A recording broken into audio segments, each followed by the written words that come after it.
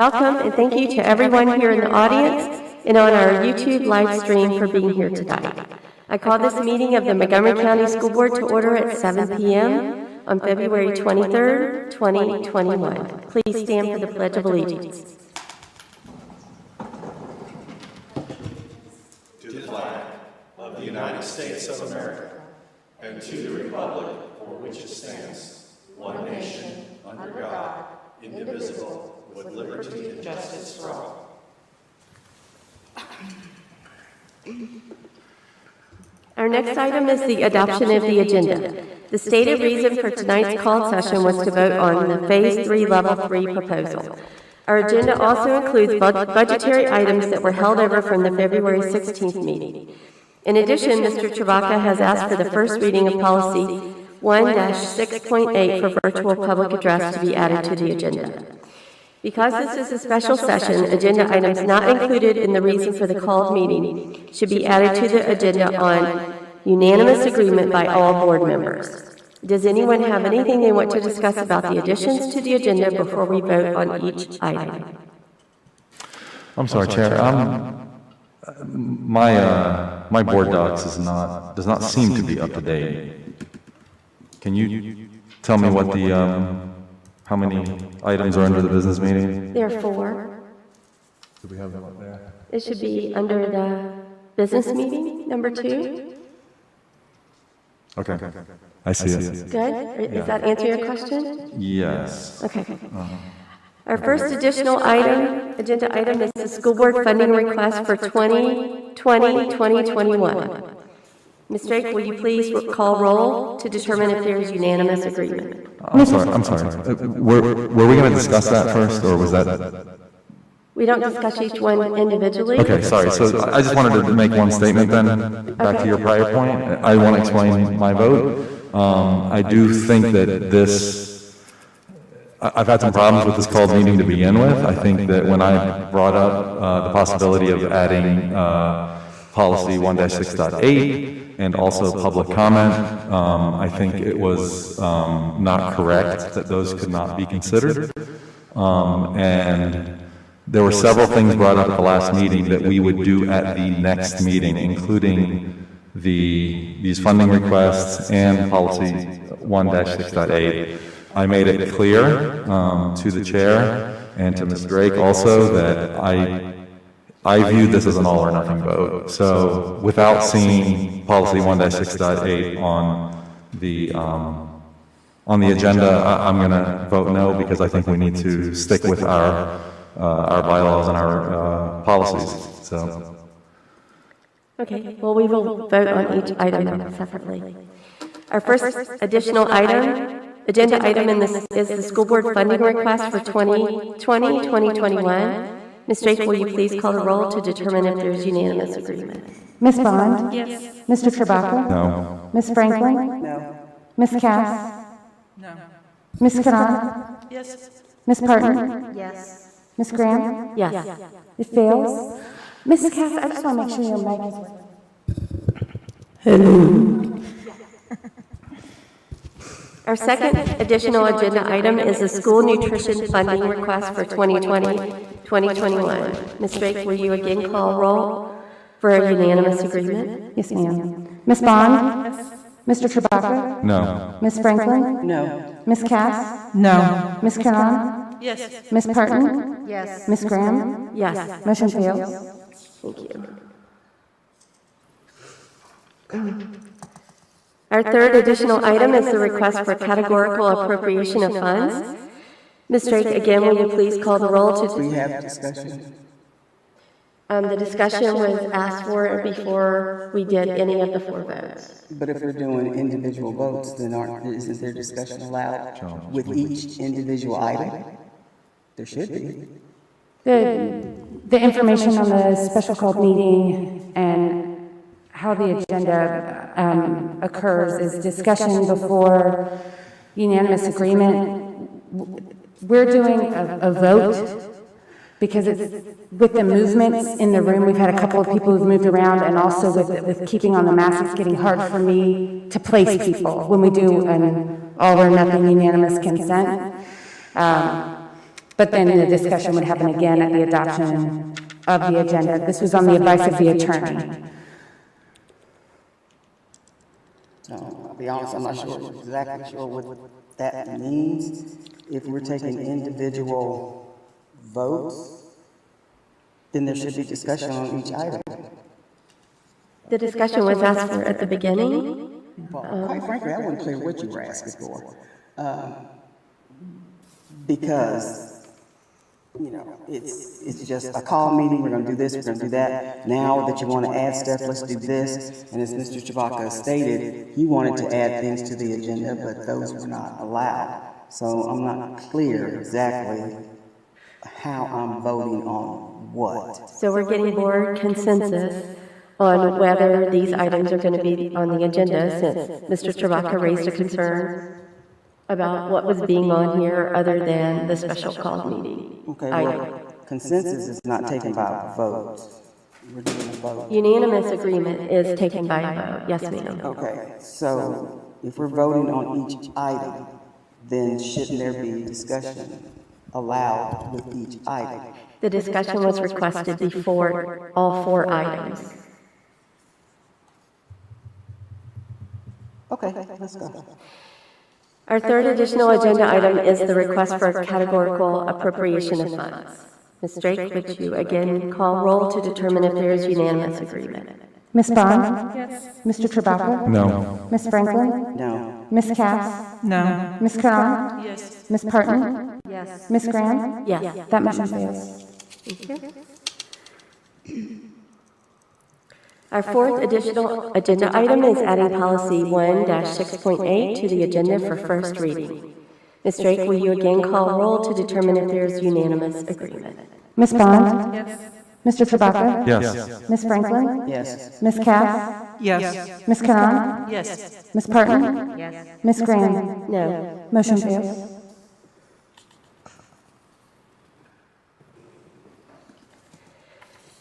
Thank you, board members. May I have a motion to adopt the agenda as updated given our previous motions? And that item, what is the items on the agenda that we're voting on? The items on the agenda will now be just phase and level change proposal.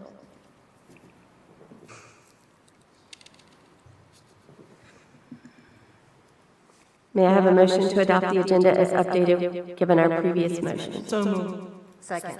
Thank you. Ms. Drake, will you please call roll? Do you want to have discussion on that? No, because this is what we agreed on. I'm going to make a comment on this, if I may. Can we have discussion on this?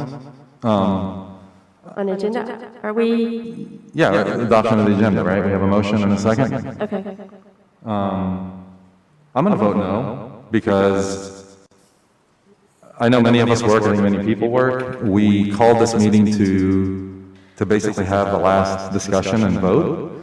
And at, what was it, 2:45 this afternoon, a 57-page presentation was added to the agenda. And, you know, quite frankly, I just, I have a problem with that. When we have something like this that's being added, that we don't have time to even, I have not even had time to look through it, much less digest what it's saying, so I'm voting no. Okay. Ms. Drake, would you please call roll? Yes. Ms. Bond? Yes. Mr. Chewbacca? No. Ms. Franklin? No. Ms. Cass? No. Ms. Karan? Yes. Ms. Parton? Yes. Ms. Graham? Yes. Motion carries.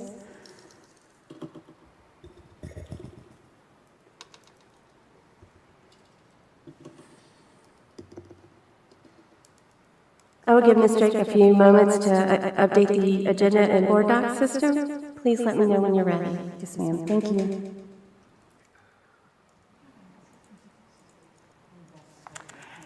Yes, I have also received about 15 text messages in the last few minutes saying that there's an echo. I promise that our AV team is working on it. Thank you for everyone who is so communicative about the echo.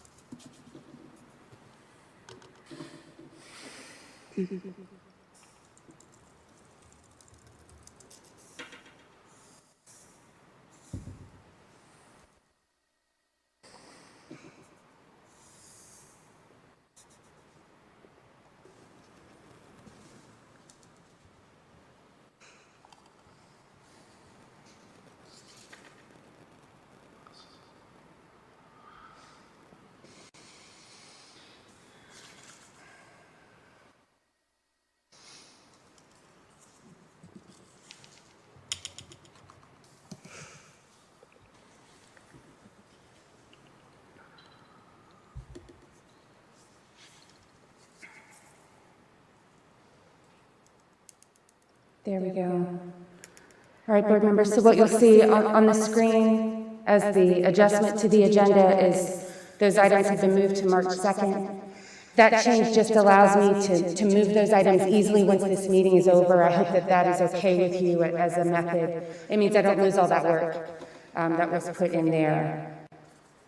Ms. Drake, I'm sorry, but I don't see the policy 1-6.8. Correct, because the,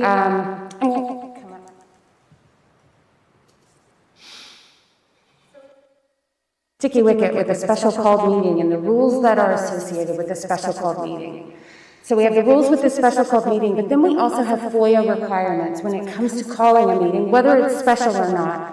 There are certain rules we have to meet, right? And so the items that well, they were on the screen. Let's scroll down. Sorry about that. We're on the screen. We're part of the notification, right? They were on the agenda when we received it.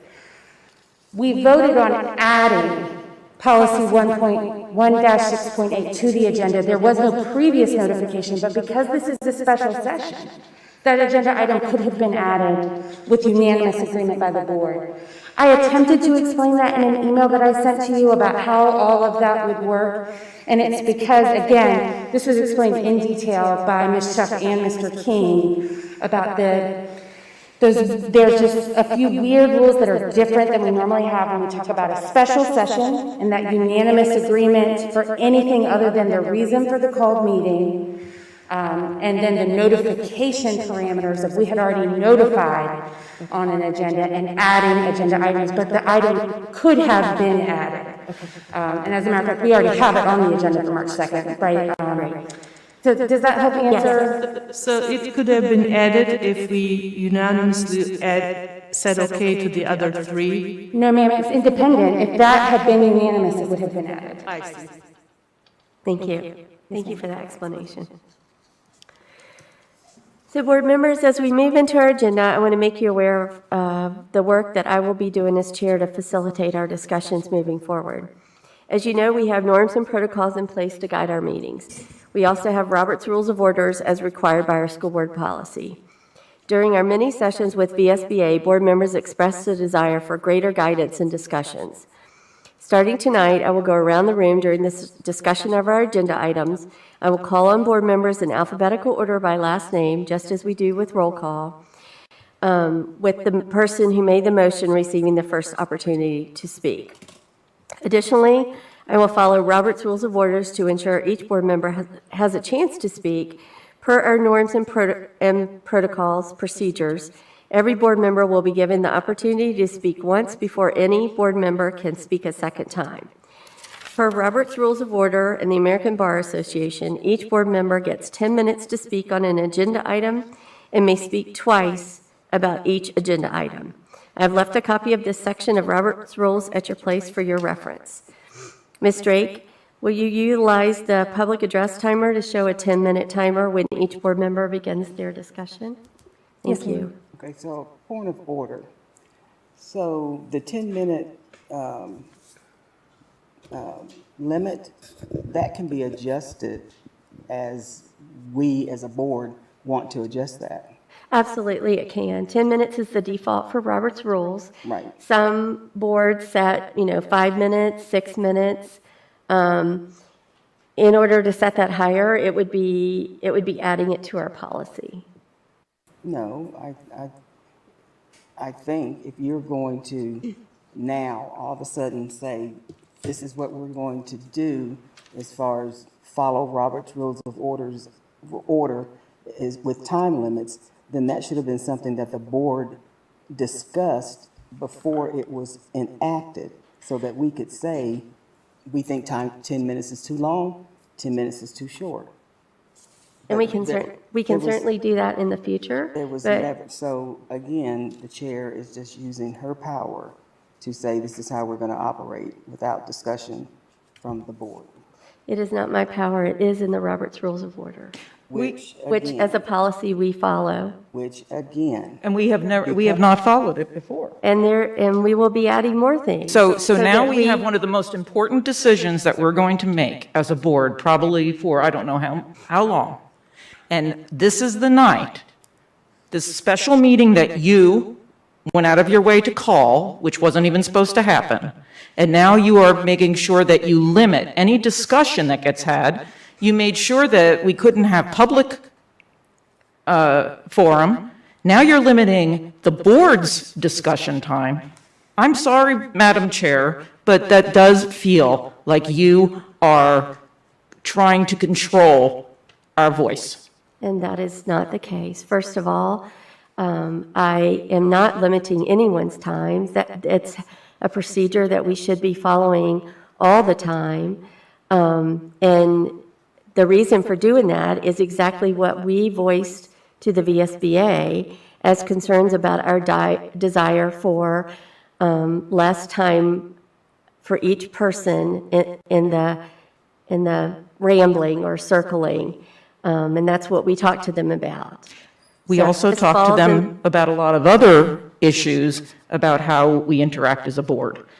And Yes, I and think that this definitely would be part of our problem. Well, we can't accomplish everything at one time. I realize that. So we needed to start somewhere. And in order to make sure that everyone gets a fair voice and that voice can be heard, and we stay on the discussion for the motion, we're going to use the Robert's Rules of Order, which is in our policy, to follow. I think, Madam Chair, this is a spectacularly bad time to be doing this. And I would also add that we were also informed about this at about 5 o'clock this evening?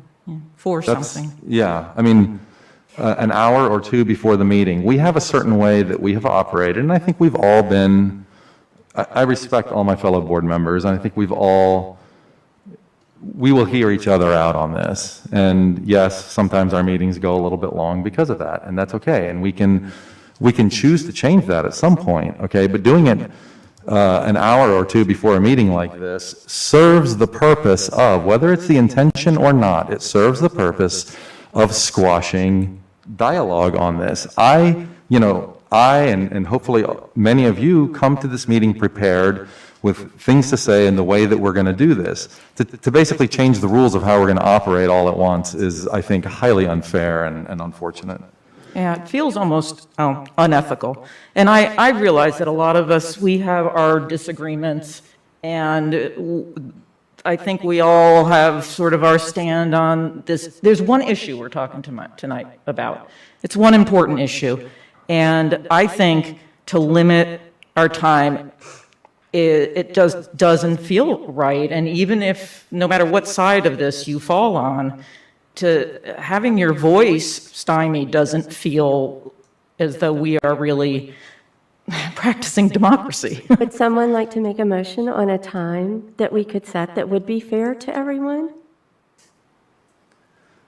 It's not just time, it's also the back and forth. I mean, in a discussion, I mean, correct me if I'm wrong, but the way I understand this, everybody talks twice for a limit of 10 minutes. I may only want to say 2 minutes worth of stuff, and then I might want to say another 2 minutes later, and then yet another 2 minutes later. That's the way the back and forth of the discussion works. So And Robert's Rules does not lend itself to that. we don't have to follow Robert's rules. So can we make a motion that we continue to operate the way that we've operated our other meetings for this meeting? I'm fine with a 10-minute limit if that's what's really important, but I think it's important that we have some back and forth on this. I don't think we should make the other night we each talked for a fair amount of time, and then we said what we had to say and we were done. And I think to put a time limit on our thoughts, important thoughts, I mean, I'm going to listen to a very long presentation that I didn't even know about, yet I'm going to be limited to amount of time. So I motion that we do things the way we've done in the past, that we speak when we respectfully speak, we don't interrupt each other, we don't talk over each other, we ask for the floor, but we speak when we would like to make a comment, and that we not have a time limit. That's a long motion, Second. sorry. And I would Miss- say, if this is something that you would like to discuss as a chair as how we might implement it, then that should be put on the agenda for us to have that discussion, and not just, this is what we're going to do, especially at this point. Our policy states that we should be following Robert's Rules of Order. So we've been breaking policy for at least the 21 years that I've been sitting here. And now all of a sudden, we're going to do this, which I agree is trying to limit discussion on this issue with board members.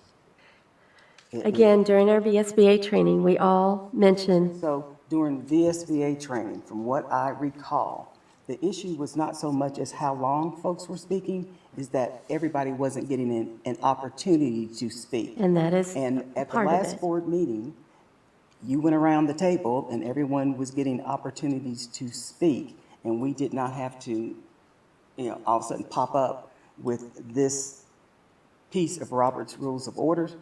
And if anyone really understands Robert's Rules of Order, it also says this should not be a tool that is used to, for use of a better word, manipulate or control discussion around issues. That's what Robert Rules of Order says. Don't just use it for, your own purposes. It's So- not being used to so I manipulate just- or I control. do not agree that this is what we should be doing tonight, again, sprung on us at the last minute, where there's no discussion as a board as to how we want to use that. Again, it Can was, be adjusted. it was meant to give everyone time to talk fairly. And it was a step into working towards the challenges that we've been facing as a board and that we've mentioned during our training sessions. Okay, so, great. But let's put that on the agenda to have that discussion at another time and not now. This is not the time to all of a sudden, this is how we're going to operate. The only thing that we could put on the agenda to discuss is the time limit. Oh, I'm not saying tonight. It should not be used tonight. This should be an agenda item for a future meeting for us to have this discussion, how we're going to use this. Okay, well, we don't discuss how to use Robert's Rules of Order. What we do discuss is the limitations. So we can have an adjustment to our policy and change the time limit, much like the Board of Supervisors has done. So we can do that, but we can't adjust our policy to say that we only choose to use parts of Robert Rules of Order when we want to. That's not what I said. I said to have it on the agenda so we discuss how we use this, the time limits that you're trying to use tonight, how we want what we want that time to look like. Absolutely, we can do that. Absolutely, we can do that. So in order to change the amount of time that Robert's Rules of Order gives us, we would need a 2/3 vote. Is that correct, Ms. Straight? Extending or limiting debate time requires a 2/3 vote. And as a reminder, there is a motion and a second on the table. I just want to make one comment. I agree that we have to follow some sort of orders because I think we've been acting so dysfunctional so long for now. And, but I think I am really not sure if today is the day to start functioning orderly. Now that it is on the agenda item, we have, is this important decision, and we have the whole evening. I think we have to let the discussion going and hear each other respectfully and continue for the evening. But I totally agree what needs to be done in terms of following Robert's Rule of Orders into our daily conversations in the meetings so that we can go on and on or repeat ourselves over and over. Go ahead, Jamie. Just going to make a comment. I agree. Although one of the concerns with mine with the norms and protocols is the late meetings. It's not so much how much we spend time, it's the fact that when we get, and I understand every issue we decide about for staff and teachers and students is important, every single one of them. But when it starts getting midnight and people are watching and they have to go to work in the morning and our staff has to be at work in the morning, I don't think we need to continue on just voting, oh, well, this is important, we need to keep on, when you're not thinking clearly. That was the discussion that was at the meeting about norms and protocols. That's what it was about. It was about how long the meetings were going, and it was getting ridiculous. So I don't think tonight's the night to, and I do appreciate what Marty is trying to say, because it has gotten out of control, and every decision, like I said, is important, every single one of them. So maybe not tonight, but we do definitely need to make some decisions on the fact of, oh, well, let's not vote at 11:30 to continue the meeting. Let's vote to have another meeting to finish it, when it's at a decent hour for people that have to maintain a day for the next day, students that are watching, teachers, parents, anybody, work people, me, y'all. So. Okay, thank you for your feedback. Then we will continue with the motion that is, I believe, on the floor. Do you mind reminding the motion, Ms. Drake? Yes, please. Thank you. I'm hoping I captured Ms. Cass's words I know I said way appropriately. more than that. Speak when we would like to make a comment and not have a time limit. This evening. I guess this evening, is that what we wanted to add on there? Or until we have an opportunity to, I guess, for tonight. For Correct. the duration of the meeting. I'm adding that in right now. Mr. Trabaka, do you agree with that change for your second? Yes. Okay.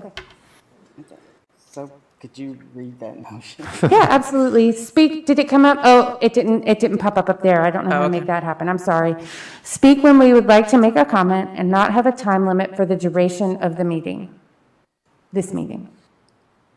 Okay, we have a motion, we have a second, so we Mr. Trabaka agreed to the changes for the second. Yes, ma'am. so we can proceed with a vote? All those in favor? If you're ready.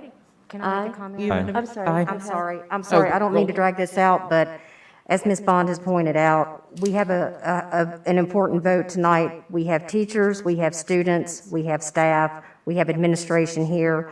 I don't mind letting everyone speak and say their piece, I'm good with that. But we don't need to be making these people wait till 12 o'clock before we take a vote. So I think we need to be respectful of everyone's time and say what we need to say in a limited, pretty much common sense use of our time, and make use of our time wisely. And keep in mind, we've got people that are waiting for a vote, and these people do have to get up the next day, and I don't think that we're being very respectful if we're dragging this meeting out till 12 and 1 o'clock in the morning before we do that. That was all I wanted to say. Anyone else? Okay. All those in favor? Aye. Aye. Any opposed? Great.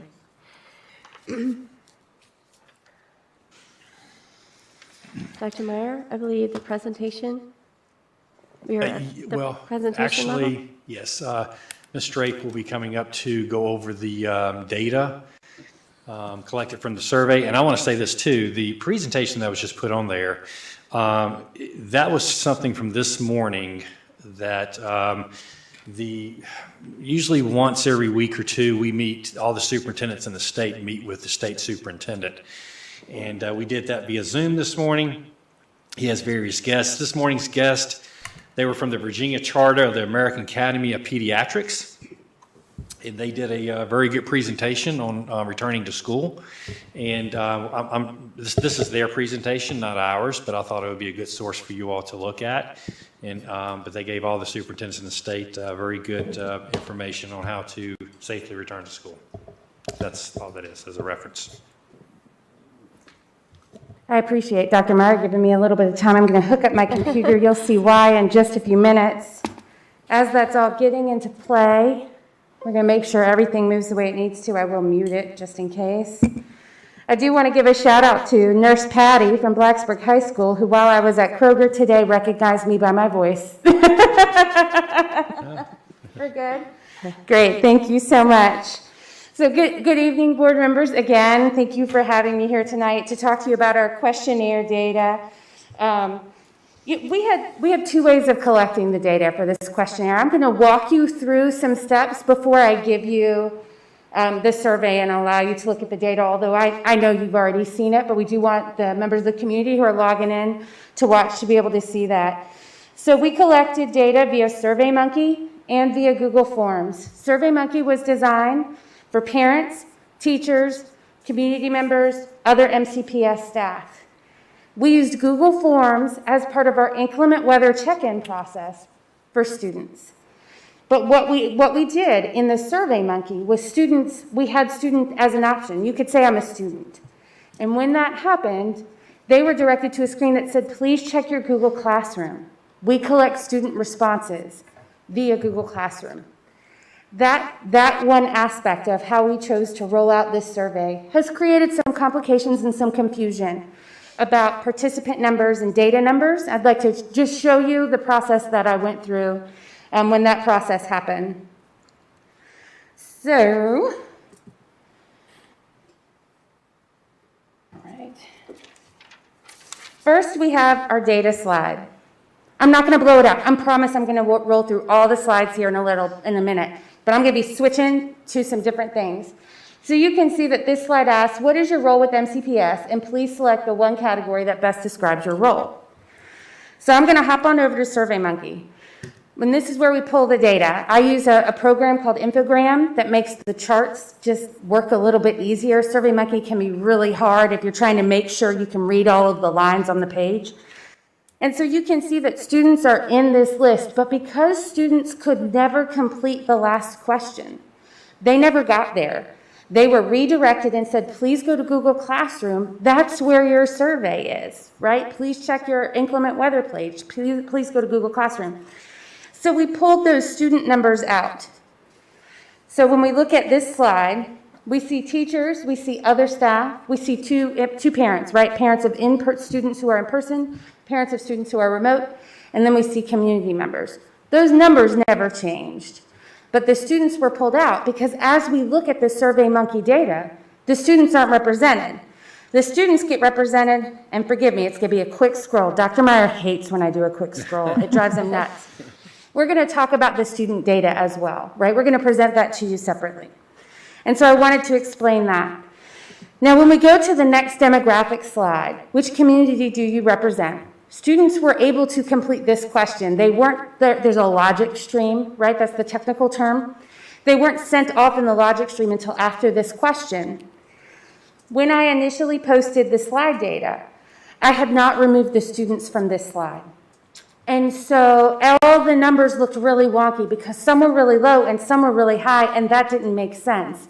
And so the information you have now represents the same group that is on the previous slide: teachers, other staff, parents of students who are in person, parents of students who are remote, and community members. Now, we do account for the students. I'm going to talk about that in just a minute as well. But I wanted you to know why you saw so many versions of this data come to you. And you can see we also made a note on the slide. Again, in an effort to be transparent to anyone who might be looking at this, what exactly happened? Quite simply, we forgot to take the students out of this piece. Why? Because they could never answer the final question. They are counted in a different way. They never got to that third question to answer it. And we did want students to know they could respond, right? So we've had some people question, well, why did you have the ability for a student to say, I'm a student? We wanted to point them in the right direction. Redundancy is great in a system like this, and we wanted them to know they could go to Google Classroom and they could get the information that they wanted to access.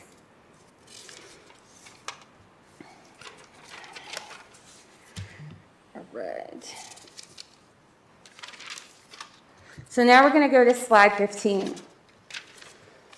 So we talked a little bit about SurveyMonkey. You've seen what that looks like and how those numbers worked. This is the all-student slide. When I first released the all-student slide, it gave a number of 9,347. I'm going to show you. This is where I pulled that number from. Over here on the right hand, on the far right-hand side, it says number of students. And that was where I pulled that number from. That was the number of students who were offered this survey. And I did not think to question what number of students qualified for. What I should have done, and what you see now, are these two numbers here, are all student groups, no matter which way they voted, combined. So that was an error, certainly on my part. Now, it doesn't necessarily change the percentages as you go through. Why not? Because when I created our charts, and here's what our charts look like, right? I can open them up. I'll do this one as an example. Of course, it's going to be slow. And then I put the data in here to show so I was pulling that from the correct area. It is the total count of students that was pulled from the wrong area. So again, when we look at this slideshow, we've added a piece of information on there for anyone who's viewing it to know that initially it did say 9,347 students completed it. The number was inaccurate. The questionnaire was delivered to that many students. 6,810 responded. Okay, question. Yes, ma'am. So the slide that you just showed with the green figures and the columns and numbers, did we get that? This one? Yes. Yes, ma'am, you did. Okay, because in the final product, because as you said, that came out, information came out to us several different times. I don't know where to even find that. I'm happy to share it with you again. Ms. Cass asked for that. I actually requested it. And for the SurveyMonkey breakdown data, and I provided that as well. So now I want to talk about the addition of slide 5. She's not pretty, right? But that's okay. So this is directly from SurveyMonkey. You'll see, if I scroll down here, right, you can see that that's how SurveyMonkey presents their data. And so what I wanted, the reason for adding this slide, even though the information certainly is the same on the next slide, those percentages never changed. They never changed. Is because I wanted to be transparent about the number. There were questions about who participated and why numbers were changing, and I wanted to be transparent about the fact that once they got to this question, 6,909 parents, teachers, community members completed this question. A little bit of a drop-off from question 2, but that's not altogether unusual. There are a lot of people who do demographic information quick and then realize I need to read and I need to think about something and I really want to process it, and they shut that window down and they come back later, right? So that's not altogether unusual, but I did want to be transparent about the number, and that's why we added that number in. Why do we use something different? By using something different, I'm able not just to show you the chart of everybody, but then I'm able to break the data down and show you Auburn, Blacksburg, Christiansburg, and Eastern Montgomery. I'm able to show you the community responses to those questions. And so those were all of the changes that were made over a period of time yesterday, all yesterday. But I did want to explain that to you just so you would have the knowledge about why that occurred. If you'll give me just one moment, I'm going to switch those computers back. And we'll present the full presentation. I did also want to point out while I'm rehooking this other computer and waiting for the fellas in the back to give me the thumbs up that I did it properly, that when the student survey first went out, there was a graphic on the top of that student survey that said "Return to Learn." The title of that survey or that Google form initially also had similar language, and we changed the title of the form. We didn't catch the change in the graphic. As soon as we did, we changed that graphic because we knew return to learn wasn't the proper phrasing to use. And so we changed it to a student questionnaire. But while we talk about all of the many things that we did to try and make everything better as we move through that process, I didn't want to leave that piece of information out.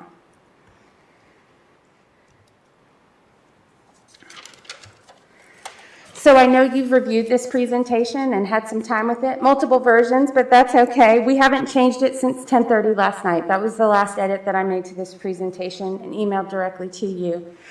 So what I do want to do is I'll speak very briefly about each slide, what you see on each slide. Again, this is an opportunity for people who are watching to see the data who maybe haven't been able to get into Board Docs to view it. So our first question from our SurveyMonkey data is, what is your role with MCPS? And you can see teachers, other staff, that's other MCPS staff, parents of students who are in person, parents of students who are remote, and community members.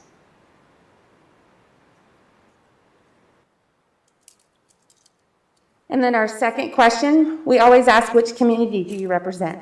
Once again, this slide is showing the history that we have been seeing with the information gathering that we do in our community, and that all of our communities are fairly well represented when we look at the percentage of our student population that they represent.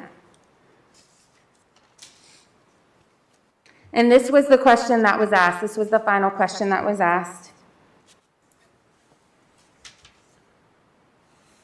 We did want to make sure that, especially our parents, would know that this didn't indicate the option for their child. That they would be, if the plan were to be implemented by the board, that they would be given the option to indicate that at a later date. We weren't tying them into something. Again, this is the slide that we added for increased transparency to show the number of people who responded. And then we did full breakdowns of the data. So on this slide, you can see all categories except for students. So that includes all of the groups that we discussed before, except for students, and then you can see the breakdown by community. Please let me know if I'm moving too fast. And on the next slide, we added students in. So we took the data from two different places, right? We took the SurveyMonkey data, we took the data from the Google spreadsheet that you saw, and we were able to bring that together as well. So we see those all categories, and then again by community.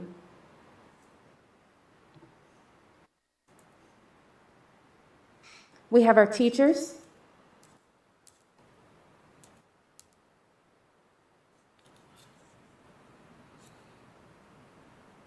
We have MCPS other staff. That can include building level administrators, school nutrition workers, transportation, aides in the classroom, anyone who's not a classroom, specialty, or elective teacher.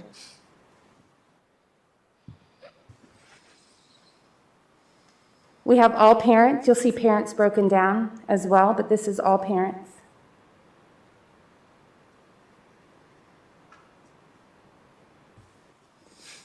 Parents of students who are in person. And that could be in person fully or in person on a hybrid model when you talk about our secondary students. Parents of students who are fully remote or virtual.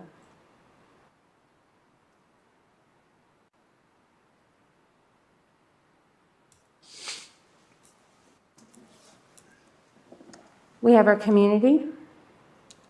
And these could be grandparents who maybe aren't custodial guardians, others who live in the community, business owners. You certainly represent all taxpayers.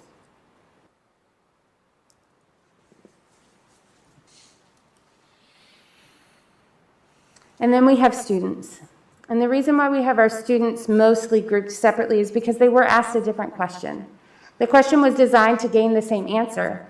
But what we had to do was write a question that could be easily understood from kindergarten through 12th grade. And that's not altogether easy. I needed a lot of help with that, and I'm fortunate to get that from our deputy superintendent and our superintendent. And then we also made sure to communicate with parents that this question was being asked of their students. So that we did that at least twice. Schools often did it a third time. Twice, I know from me, a third time, hopefully from every school, so that no parent was surprised when their child said that they had this question on their check-in form. Those days happened to be inclement weather for us. And so we'll see all students, again, broken down by community.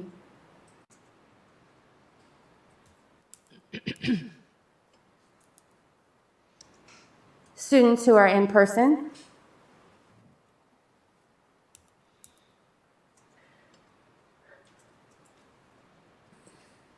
And students who are fully remote or virtual.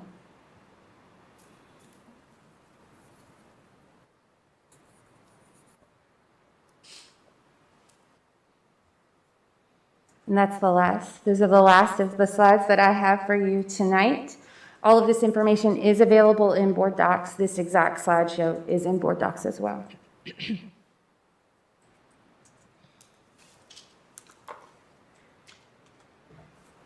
Thank you, Ms. Drake. We were originally going to have a time for discussion prior to the motion, but Ms. Cass correctly pointed out to us that the section in Robert's rules that a motion should be made before there is discussion.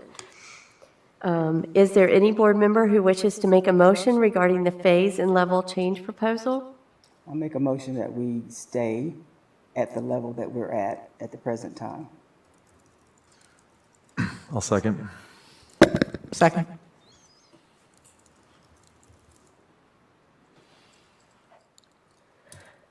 Ms. Drake, we have a motion and a second for, that's on the floor. Can we have a roll call, please? Would you like to open up discussion, Ms. Graham? I'm sorry. Yes, thank you. I would like to open up discussion. Penny, you made the motion first. You can start with the discussion. Okay, so first, let me say that I appreciate everyone who took part in helping us come to these decisions, whether it be email, phone calls, personal conversations, taking the survey. Engagement is what we really need in the community to make sure we're making the best decisions we can make, along with data. So I'll start by saying the survey that was put out this last week and how that information for me as a board member came yesterday multiple times in different ways, to the point that I didn't even see some of what Ms. Drake was referring to, which is, doesn't make me real happy right now. So I understand all the issues that are affecting our community related to COVID, and it has turned this whole country upside down, and education has been hugely impacted. This is probably one of the most difficult decisions that I have ever had to make as serving on this board, and I thought I had made some difficult ones. Trying to make sure I'm being respectful and understanding of all segments of the community, everyone who is in our school system, from the students to our superintendent, and trying to make sure I'm doing it in a way that I feel is going to best serve everyone. Folks may not agree. We don't agree. I think we've all come to that we do not agree on many of the reasons why we think it should go one way or the other. For me, it really revolves around a couple of issues: safety and the amount of time that is going to occur if we change this. And we have gone back and forth because of the level of COVID in the community. And for folks who think that we are going backwards, I, again, do not agree with that, because the only time we've gone backwards is for safety reasons. I do not agree that the spread that the lack of spread in our schools is truly, that's what that is. Because there's not enough testing done with school-age children to say that they are not carrying the COVID vaccine virus with them and spreading it. Because they can be asymptomatic and they still spread it. I have been in schools in each one of our communities. I have talked to teachers, administrators, custodians. I really didn't get a chance to talk to cafeteria workers. I've talked with our office staff, and I've watched students function at the level that we're at now.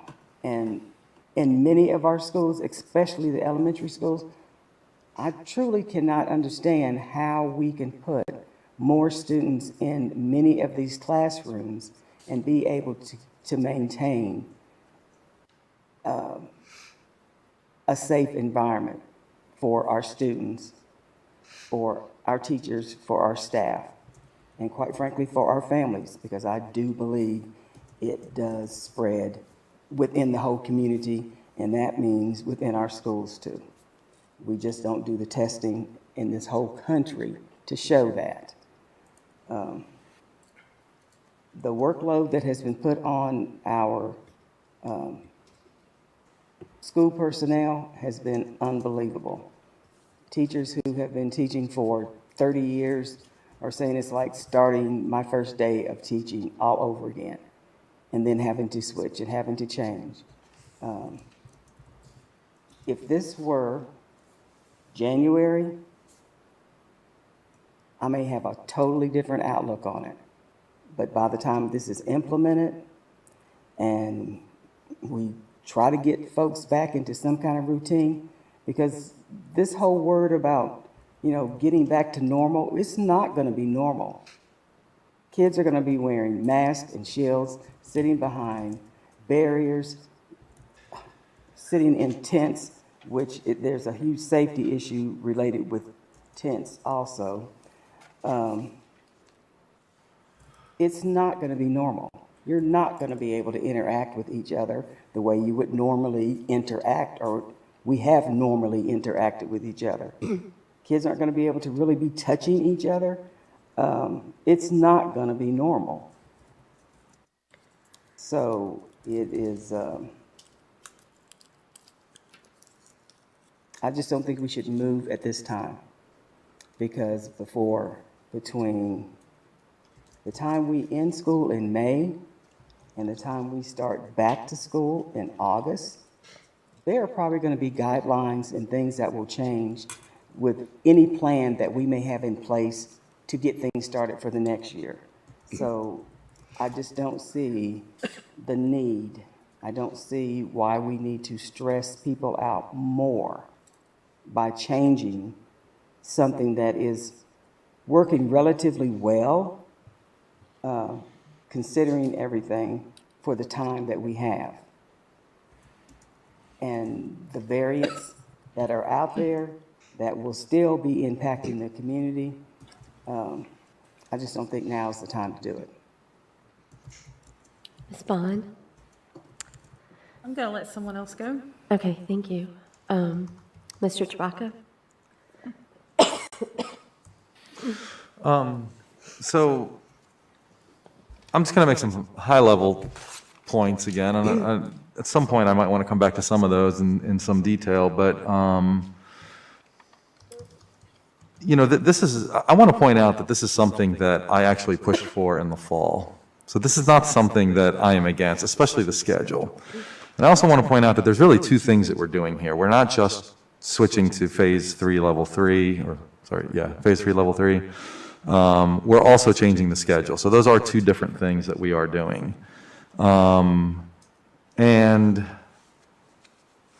the reason I pushed for it then is because I really saw pretty early in the fall and the summer when we were talking about schedules, how much time we were losing. There was a lot of unknowns then. We basically did the best that we could with what we knew. Once we got into the fall, you guys all know that I was definitely one to want to be a little bit more cautious on the health side.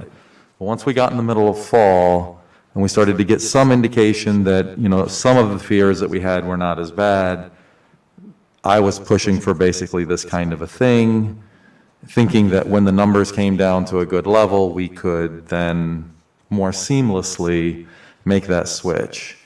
And like Ms. Franklin said last week, we went through all of this, and I got a lot of input from teachers then, and from parents and students that, and I'll be honest, at the time, I did not realize the extent to which they were working, to the extent to which their world had been turned upside down.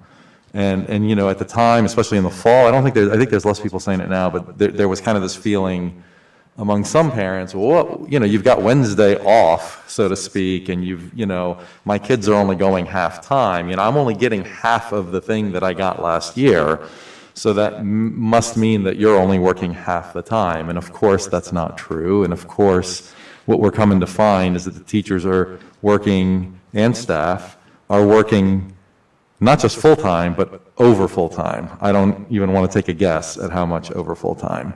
And so I think we've gotten to a point in the year where I think there is some political pressure for us to go back for whatever reasons. And, I see this as kind of a last gasp because we're running out of time to do it, basically.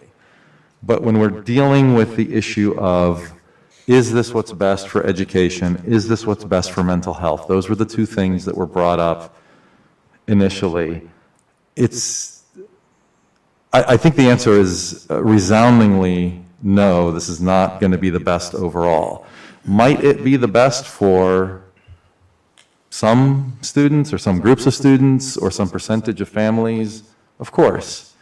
But we're making public policy at a high level. So for me, the question is, are we getting there's a cost that comes with this, and it's a high cost in both risk and in effort and morale and driving people to do more changes and messing with students' routines and things like that.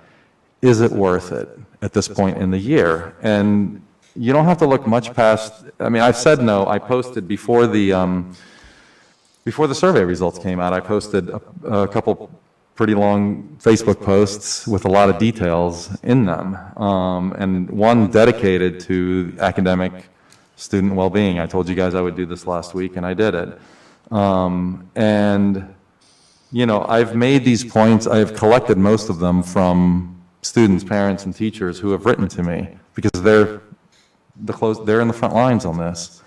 And so I think the answer to that is really no, and we can certainly talk in more detail about some of those if people want to. I think that, like Ms. Franklin said, the new variants and the case numbers that we're seeing in our county right now, just today even, I think we have to look at the possibility that we will make this change and then be forced to shut down at some point in the future, which could actually have the exact opposite effect on instructional time than what we wanted. So on the health side, at a high level, I think Ms. Karan made a good statement last week when she said the term was armchair epidemiologist, was it? Or armchair researcher, I don't know. And I started thinking about that, and I think for me, if you drew a scale from one side to another of where everybody is, you have some people who maybe are just uninformed and say, just do this, just send them back, or it's not safe, don't do it, right? Then maybe you have people who are, reading articles and educating themselves as best they can, but maybe they're not experts. And then you get to the point where you have maybe researchers, you have people who maybe are experts in one area, and they have opinions. And then you have organizations that pull together the opinions of many experts. And so basically on this continuum of epidemiology, what is at the top of that? And for me, what's at the top is the large organization, the largest organization that you possibly can have. And initially, we didn't get guidance from the CDC, but as of a few weeks ago, we did, right? And I think that there's been a lot of efforts to hand wave some of their findings and some of their recommendations, which are current, by the way, and recent. Now, I can certainly accept that, you know, they have the level here and you know, we can do this because we've got an extra mitigation or something like that. But, you know, when our levels are something like 42 times what they recommend for even being open, and we're charging ahead with full-time, something's off there. And I do think that we need, not just, I don't think this is something that we need necessarily from our staff, but we also need it from the health department, from that community, you know, real explanations on this. My kids know what they're supposed to do because we've been teaching them all year. And there's a lot of kids in that boat. And now you're going to come and tell them, it's okay, you don't have to do 6 feet, you can only do 3 feet. In fact, you don't have to do 3 feet, you can do 3 feet with this other thing.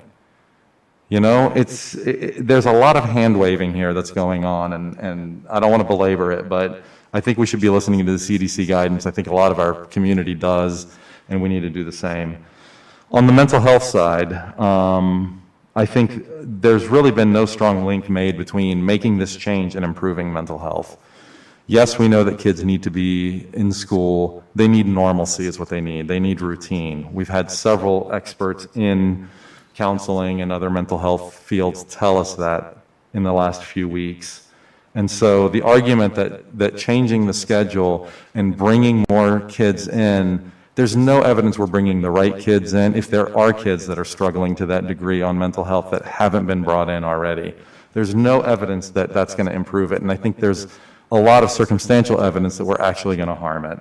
And then on the staffing side, I mean, morale issues. We talked a lot last week about you know, teachers, and I think, you know, Ms. Karan, I think you brought up not knowing if, you know, that what we're hearing from teachers or what was said in the thought exchange was really representative of all of our teachers. And now we have a survey that basically shows us that 76% are saying no. I mean, if there was a good reason, if 76% of teachers wanted a raise and there wasn't money, I would say to them, I'm really sorry, there isn't money. That's a good reason to say we're not going to give you the raise. But there has to be a really good reason why we are going to go against 76% of teachers in our county on this recommendation. And I'll also add, and I said this last week, I will say it again, this is a unique year. They are the ones with the most experience dealing with classrooms in a pandemic. They're a unique group. They're the ones that are the closest to it. They know what's going on. So, you know, that's something for me that I think we need to listen to. And beyond just the technical, you know, beyond the expert opinion of these teachers, I think that to basically push that aside for no good reason is really, it's already causing morale issues.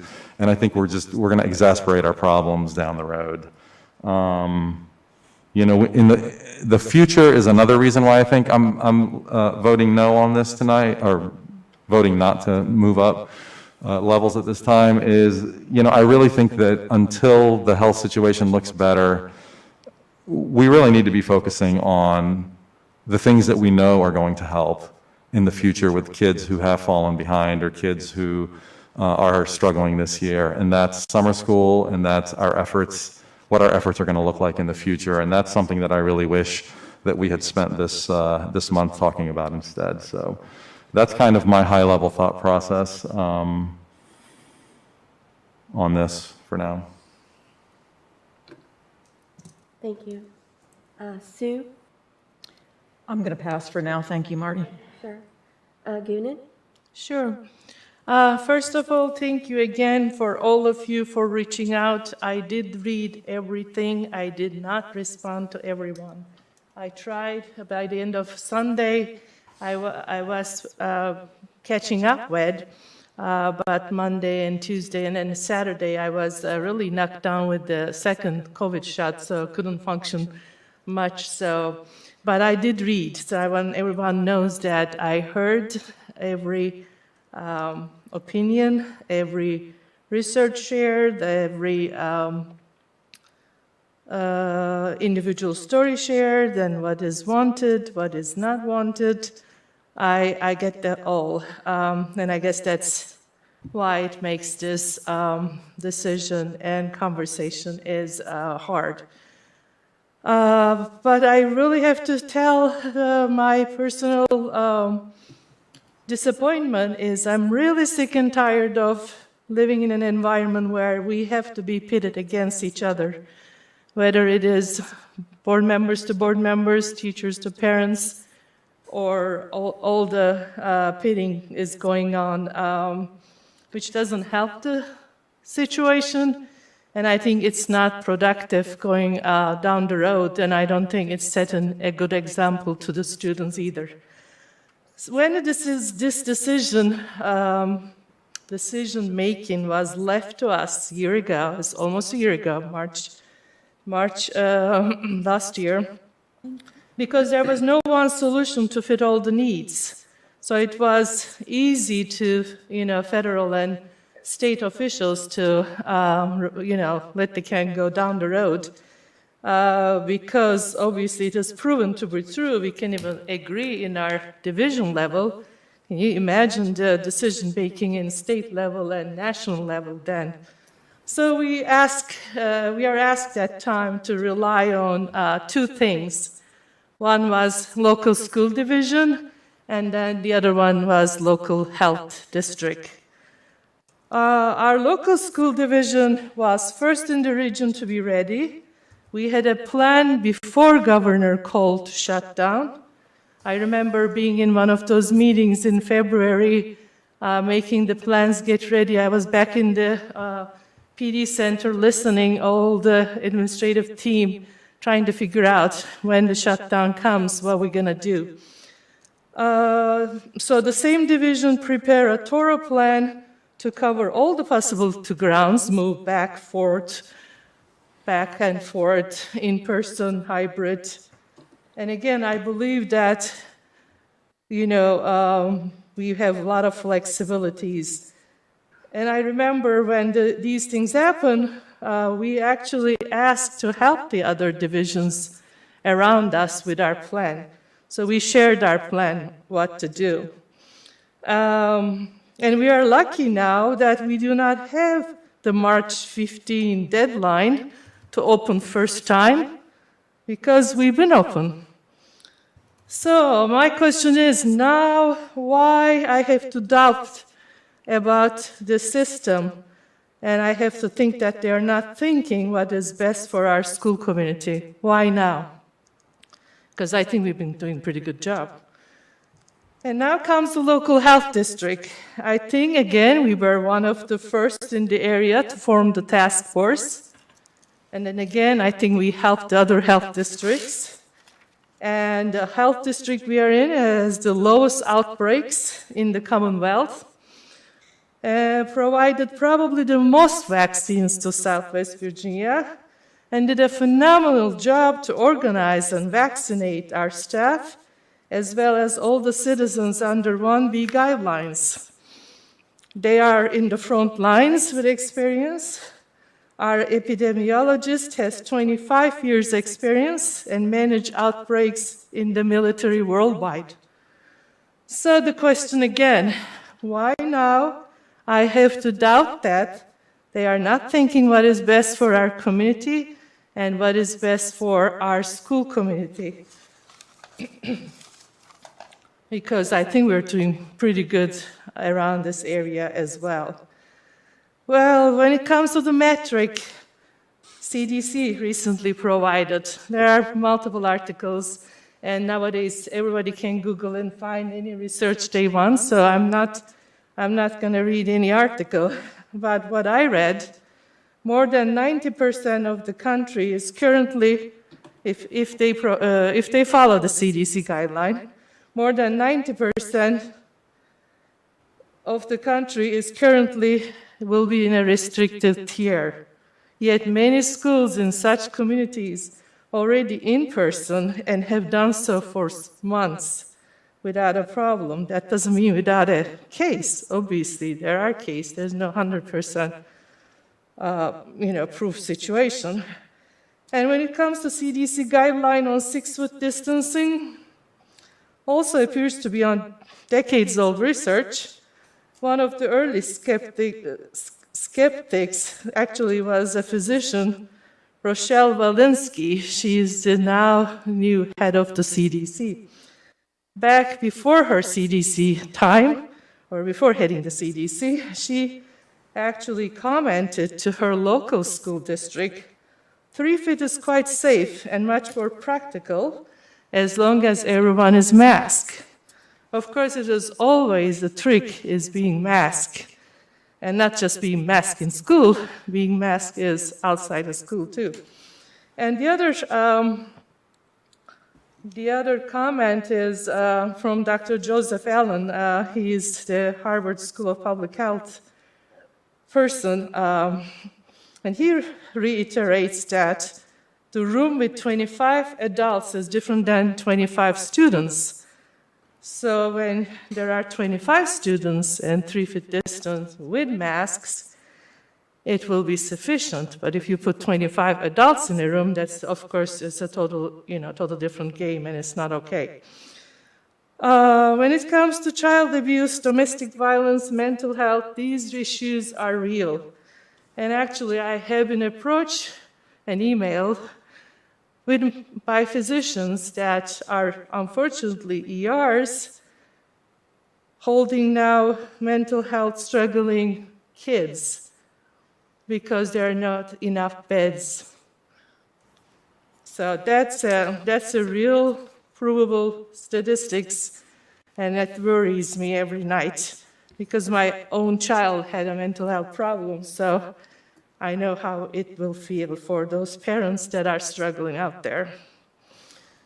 When it comes to the expectation from schools and especially from teachers, it has never been fair. They always have to do way more than they probably supposed to. The system put together, devised wrong, and needs to be fixed. And pandemic, of course, uncovered it. But probably it's not the right time to fix. As soon as we are out of this long, dark tunnel, we have to remember to advocate. All the emails we receive, I want all those folks to advocate ferociously that so federal, state, and local officials, including us too, work on finding solutions to the need for childcare, mental health service, broadband access, solution to food insecurity, as well as 400+ years old racial inequity. So that comes to question why we move forward now. I strongly believe that we're not going to be at a different level when actually August we say for schools, but I think we have to make those decisions in July. So that actually makes it even closer. We're going to be still in this. We still have to use masks, and mitigation is not going to go anywhere. The age is under 16, according to, I think, Dr. Fauci, will probably not be vaccinated till fall 2022. This is more than a year now. The change now will reintroduce us how to be in school all day. Not a normal day by any means, but longer hours for the pandemic. It will help us better prepare for the fall, especially now that we're heading spring. The weather is going to be nicer and warmer, and days are longer. So I think that's the opportunity to be able to test what is not working, what is working, and maybe in the meantime, work or gain some grounds toward the learning loss and try to help with the stress and mental health issues that everybody is dealing, not just students. And it is hard to be prepared for something that you never experienced before. We never had pandemic before, so there's no way of knowing how we're going to handle next few months. And we have to start at one point. And I do not think anybody expects full recovery of what is lost as soon as we open the schools, and it's just going to be just a step towards new normal. Lastly, I think I really have to believe we have to work together. Instead of pointing fingers and finding faults, let's make sure we'll have to make the plan work and be successful. What we do outside the schools and classrooms matter. We are responsible to follow the same mitigation, whether we are student, parent, or teacher. And if we see where and when it's not working, we have to come together and point out if it is an additional mitigation need. Let's work to provide that. We have to hold the administration accountable, that is presenting the plan and assuring us that it's going to work. And if we need to do more cleaning in the classrooms, then let's see how we can do that. If we need more masks, make sure we have more masks. And if we need to write a letter or two to our parents that their kids are not wearing the masks, let's do that. Let's send those letters. And if we see each other outside the school not following the mitigation, let's hold ourselves accountable to that. Because unless we work collectively and collaboratively for the sake of our children, this pandemic is not going to go away by pushing down the road. That's all I have, Ms. Wright. Thank you. Dana? So out of respect for everyone here and time consideration and repeat things that have already been stated, I just want to make the comment that I agree tenfold with Ms. Karan, and that I have to say that she did a great job describing everything as far as how our administration has gone to make this a safe choice, and all of the data that's there, that's factual, and that I believe that our administration has worked hard, and I think this is a choice that we should feel okay and safe with, and that we have provided the safety measures that we were told that were needed to put in place to make this choice happen. So, Thank you. Thank you, Ms. Karan. I would like to also agree with everything you said. I think I definitely couldn't have said it better. Does anyone have anything else they want to add? Oh, I'd like to speak. Jamie hasn't gone yet. Jamie hasn't gone yet. Why don't you go ahead, I can Jamie? say I'll be glad to would bring be- up the rear. It would, go ahead, Jamie, it would be your, I actually, it agree. would be Penny's turn again, if you have something to add. Well, wouldn't we get to speak first, both of us? Wait a minute, let's just go ahead and let You these said two. I'll pass, and so, Well, I said I'm going to let Jamie talk, and then I'm going to talk. We Okay. just agreed to Okay, that. sorry, these masks make things confusing. I again agree, Goonan, you said that just eloquently. I agree so much with everything, and I'm not going to just rehash everything that we talked about and said the last meeting and this one. I've read the emails too. In fact, you can't go to sleep at night. I've been nervous all day. I've wrote down 1,000 things and erased them and tore up because there's no easy fix for everybody. Someone's going to be upset. But, I have to applaud our administration as well and their staff. For years and years, everyone has said, we need to think outside the box on things. And that's what they've been trying to do. Yeah, some of the ideas might not be perfect idea or ideal for every school, but at least it's an idea. They're thinking outside the box. They're doing what we've asked them to do to try to make this situation work the best it can work. And I've gotten some emails that said, you can't expect teachers to fix it all, and I don't. I can't imagine. I truly don't expect that. I know how hard they work. I'm not one that bashes. I do speak gracefully. I don't say anything about them being off on Wednesdays or not being off or not having students on Wednesdays. Let me say that. But I also believe that students need each other. It's not always about students completely just dependent on teachers or the staff in the schools, but students need each other. They share their problems with each other. They work together with schoolwork with each other.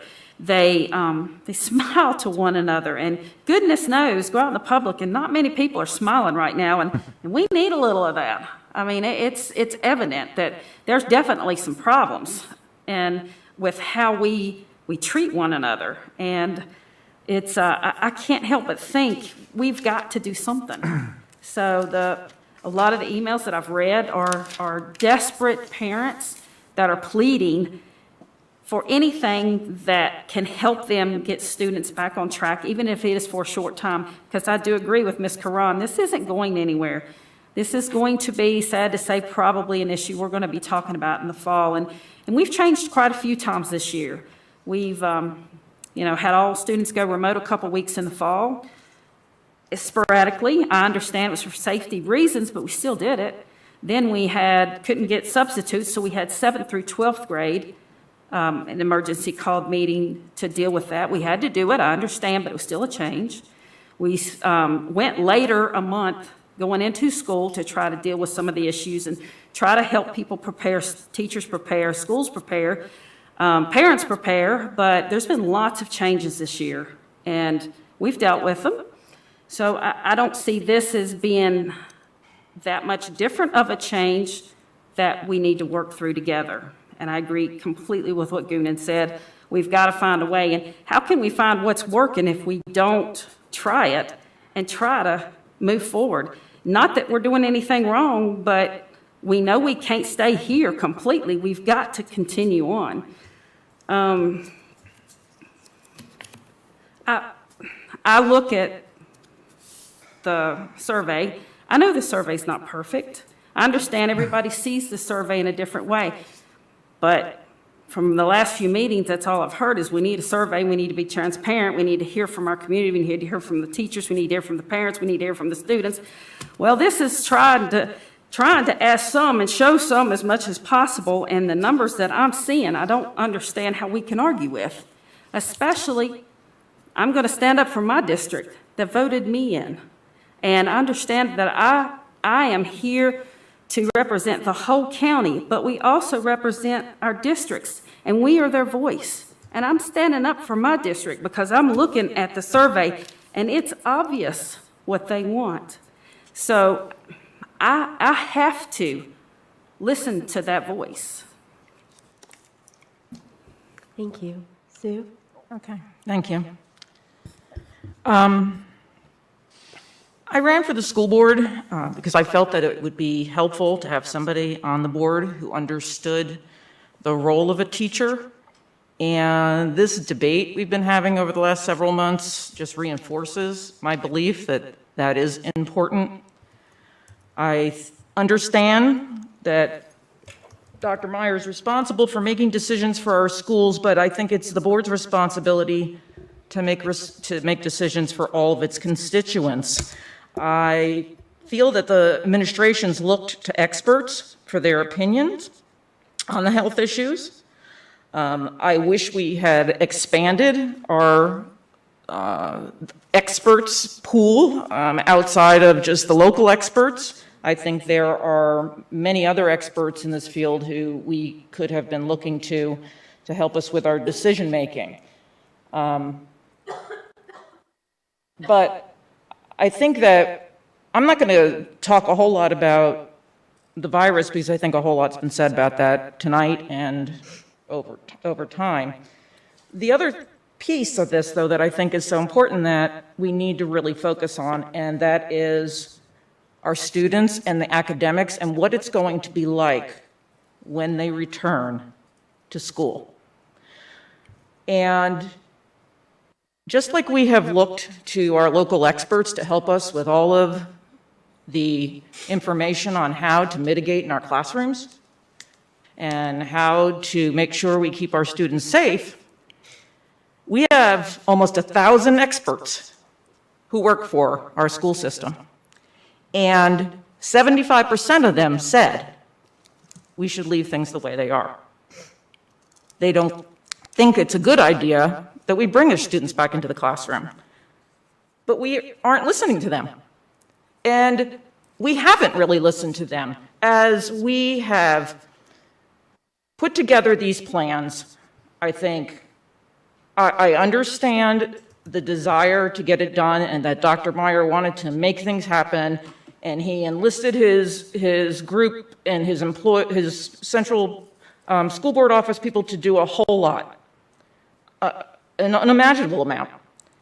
But I don't believe that and from the comments that you hear from our teachers and our staff, I don't think that we have gotten them involved in this at all. Or not at all, but not enough.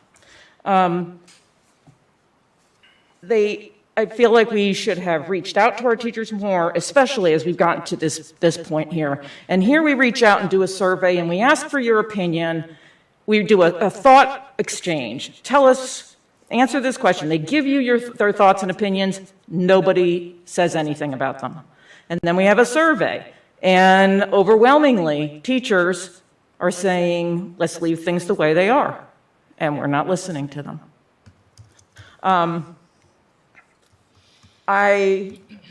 Not only was I a teacher, but I also have worked in human resources for 15 years as an HR manager. And one of the important parts of having strong employees is employee morale and making sure that you keep your employees motivated. And I think that what has happened over these last several months has been absolutely demoralizing and demotivating for our teaching population and our staff. Not all of them feel that way, but the majority of them feel that way.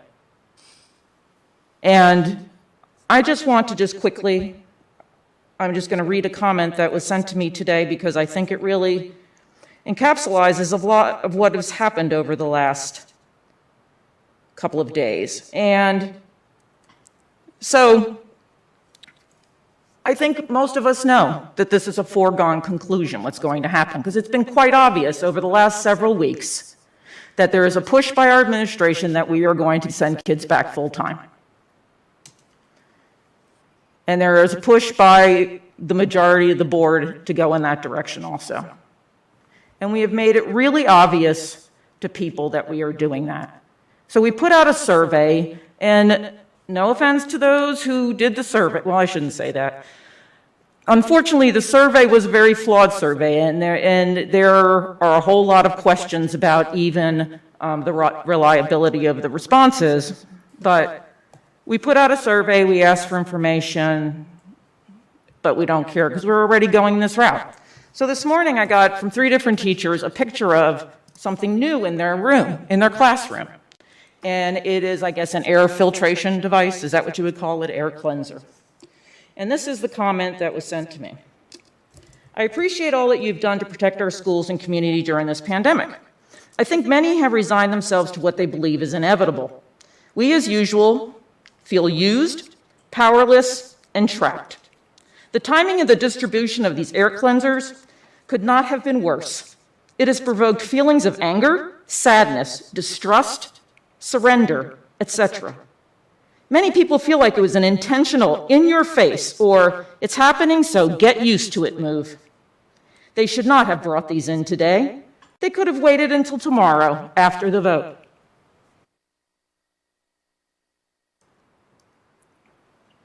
That is not a group of people who are these are the people who you are asking every day to teach your children. But I will say one other thing, that these individuals, on almost every single email that they would send to us, asking us to say no, at the end, they would say something like, but I'll do whatever's decided upon because I care about my students, because it's what teachers do, because it's what MCPS does. Why do we take advantage of our teachers like this? Why do we not respect their ideas, their observations, their knowledge? If we decided to go back full-time, if we decide, which is already decided, we all know that. If we decide to go back full-time, we've lost a lot of their respect. They'll still do their job, but they're not going to respect their administration. If we're not going to listen to them, so basically what I hear people saying is, we don't want to listen to you, but we want you to work even harder. Parents are complaining that they want their children to have more school, and you want your children to spend more time with these people. You want your children to spend all day with them now. Yet what we get is responses like, why don't teachers want to go back to work? What have they been doing for the last how many months? They're working. They're working really hard. Just like everybody is. We are all working hard. We are all struggling.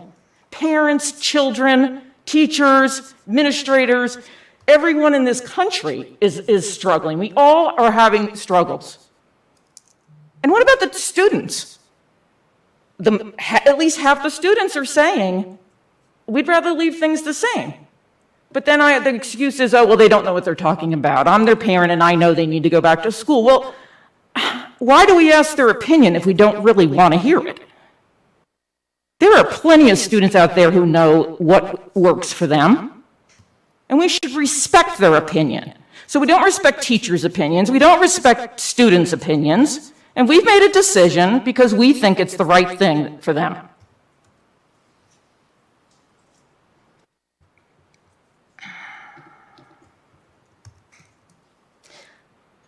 At this point, I think that as someone who's worked in HR, as I said, if this is how I treated my employees, I would not be able to keep, my company would never stay running. I wouldn't have any employees. They'd quit and go find other jobs where they're respected and cared about. But we know that we have them, hold them hostage. I hear it all the time. Well, where are they going to go? They're not going to go anywhere. There's no other jobs. They have to stay here. That's really sad. So I hope when we make this decision, I hope it all goes well. And you got to know that the teachers will do everything they can to make it work, because that's what they do, because that's what their job is. Please don't ever say teachers don't work, that because they're teaching, that right now that they need to go back to work. I want to just leave with one passing thought, and then I'm done, because I really do think there's probably a little more I can say at this point. This is a quote from Maya Angelou, and I'll just close with this. People will forget what you said, people will forget what you did, but people will never forget how you made them feel. Think about how we've made our teachers feel. I'm done. Thank you. Mark? Penny?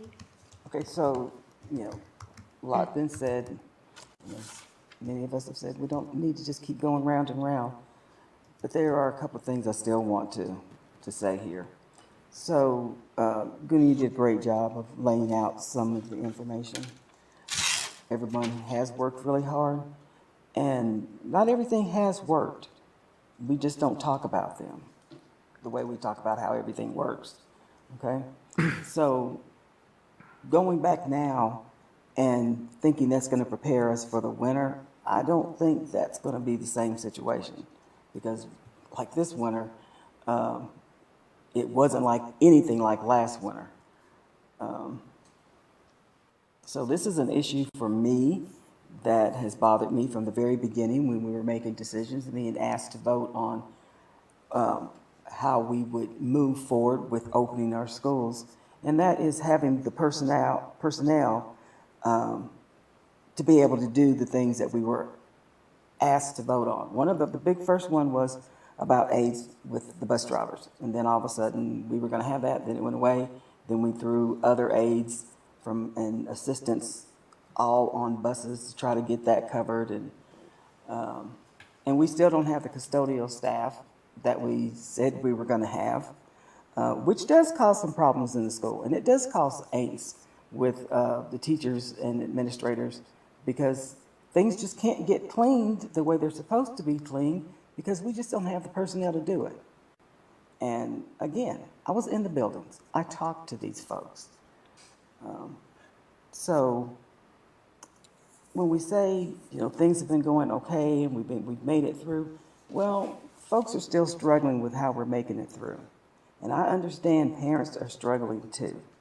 But as been said over and over again, we are all struggling through this change that the world is going through because of this pandemic. And quite frankly, we'll probably have more after that. But we will have learned some good lessons from dealing with this. But I just don't think moving forward, because we got to keep moving forward, at this time is the thing that we need to do.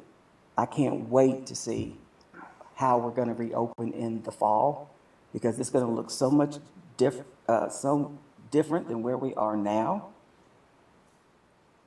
But I don't think moving now to make things look better in the fall is what we should be doing, because we don't know what the fall is going to look like.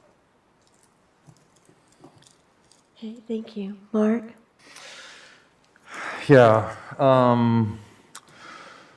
So I'll try to work in some answers to some of the things that were said, along with a few new things that I kind of wanted to add. So the last couple meetings on this, I have said that one of my concerns has been the process on this. One of the things that bothers me the most is the fact that we did not get input from teachers on this decision before we moved forward with the recommendation. And I know that the superintendent gave us a list of some things that were done that I think was supposed to allay us into thinking that we did get that input. But, if I come to you and I say, I'm going to do this, what's the best way to do it? All right, versus me coming to you and saying, I have this problem to solve, how do you think I should do it? Or, I want to solve the problem by doing this, what do you think? There's a big difference in those two things. And what we did was the former and not the latter. There's a reason that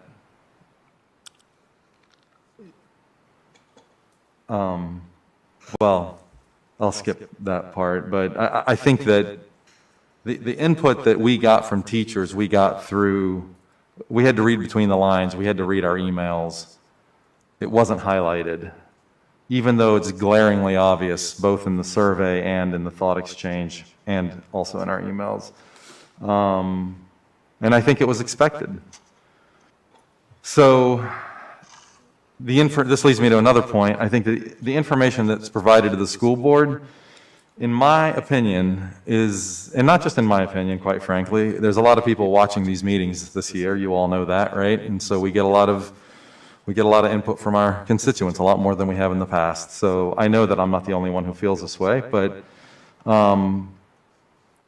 it's incomplete and it's one-sided. I've said this publicly in the past, that I believe that when we're faced with decisions where we're being asked to vote on something, give me the pros, give me the cons, give me all the information, and give me your professional recommendation. I want to hear that too. But then, leave the decision to me. Don't try to present things in a way that is trying to get a certain outcome.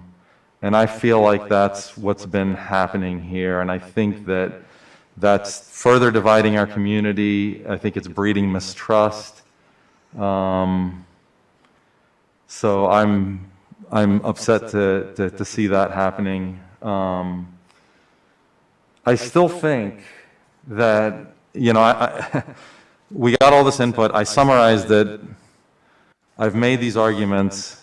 No one is really talking about the technical arguments of this, which is, no one's really talking about the evidence that this change that we're going to make is actually going to help in some significant way. We've gotten a lot of slides about how bad things are. We've gotten,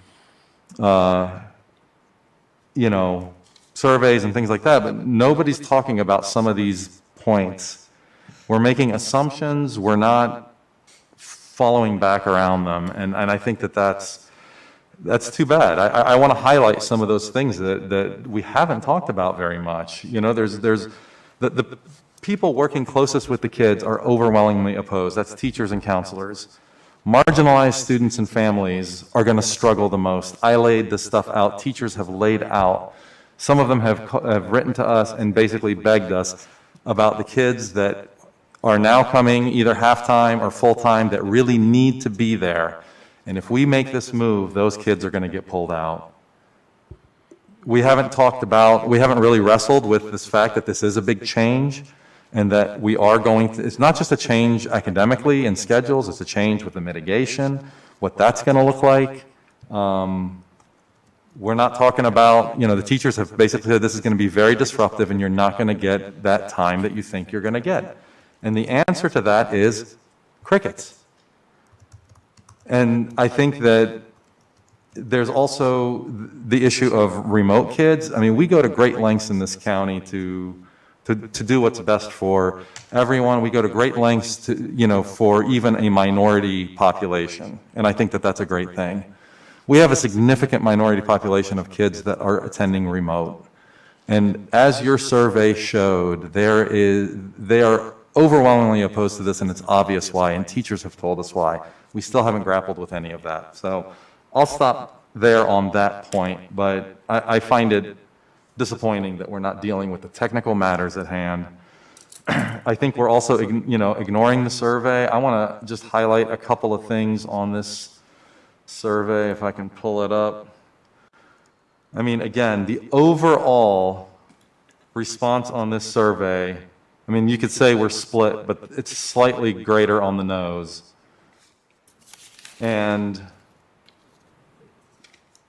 let's see, where is it here? The parents of students who are in person, 27.7%, roughly 30% of those parents are telling us, don't do this. And this is what we're hearing also through some of the emails, that we know that there are kids that are going to school now that if we do this, they're going to get pulled out. So they're going to go from 50% to 0, while other kids go from 50% to 100%. I think that's a bad trade.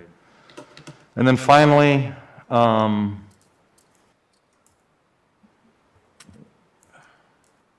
is it finally? Yeah. So finally, I just want to say that with all of these things in mind, I mean, I think it's clear, especially between the survey and some of the other things I said about how all this data is presented and talked about or not talked about, that, I think that there's some bias here. I think that there are some political pressures that are being put on us. The decision that we're making is, Sue is absolutely right. This is a decision for the board. It's a political decision. It's a decision that involves the whole community. It involves many facets of that. It's health, it's, it's academics, it's staffing, it's all these things. We need all the information. And what we get instead is cherry-picked information. If we're going to be citing Harvard World Health Institute for something, then are we going to talk about the fact that we've been ignoring their metrics for going back to school all year? I'm disappointed that the local VDH hasn't engaged us in explaining the CDC guidance and explaining why we can toss it aside. What the school board got in our communication was a Vox article, VOX, not Fox, as in Fox News, are basically making an argument about schools in Massachusetts against teachers' unions. I still don't see I don't see data. I don't see widespread support. I see a lot of cherry picking, and I'm just disappointed in all of that. And I'm not as eloquent as Sue is when I'm angry, but I'm angry because I think that, the reason I got on the school board is because I believe in local democracy. And I've seen, and it's very easy. I know we're having a big debate nationally on the subversion of democracy. But there's also ways that democracy gets subverted, and I'm not saying necessarily intentionally, but it gets subverted, and the will of the people doesn't happen for various reasons. And I That's what I see happening with this process, and I'm just really disappointed that this is the way we've decided to go about it, so I'll stop there. Thank you. Goonan, do you have anything else to add? Yeah, a few things regarding why this proposal presented by the administration. I believe because this is the next step we had on our level and phase chart that we, as a board, decided. And we did not come up with anything different between those two, the levels and phases we are in, and the level and phase that we're about to, discussing about. We did not come up, we didn't agree on anything and suggest to the administration, how about work on this? So now we are saying that they, forced that level on us. I don't think it's fair. And there are also a lot of parents are sending emails and begging us to get their kids to school all day, and they cannot handle anymore. So what to answer to those? And the other thing is, I don't know about any of you guys, I don't want to speak on anybody's behalf, but if anybody knows me, 8 years and 21 years in the community, that I'm the least political person to decide be on the political side and make a decision, but I'm really worrying about, and I have utmost respect. I know it sounds like you're not going to believe that because I'm not listening teachers, and I wish it didn't come to that point, because that's why it is, to me, pitting the parents against teachers. So either the parents that their student in person wants to send them, full 75%, more than 70%, 75% in one of our communities, and I guess the least one is 68. And I couldn't even say, I wish, like Ms. Bond, I could have said, hey, my constituents wants this, so I can do this. I even tally that. Even my constituents are half and half. I had enough from my District A, wanted to open all full, in person, and then enough said this is not what we want. So as even a representative of District A, I didn't have one direction or the other to be pushed and make a decision.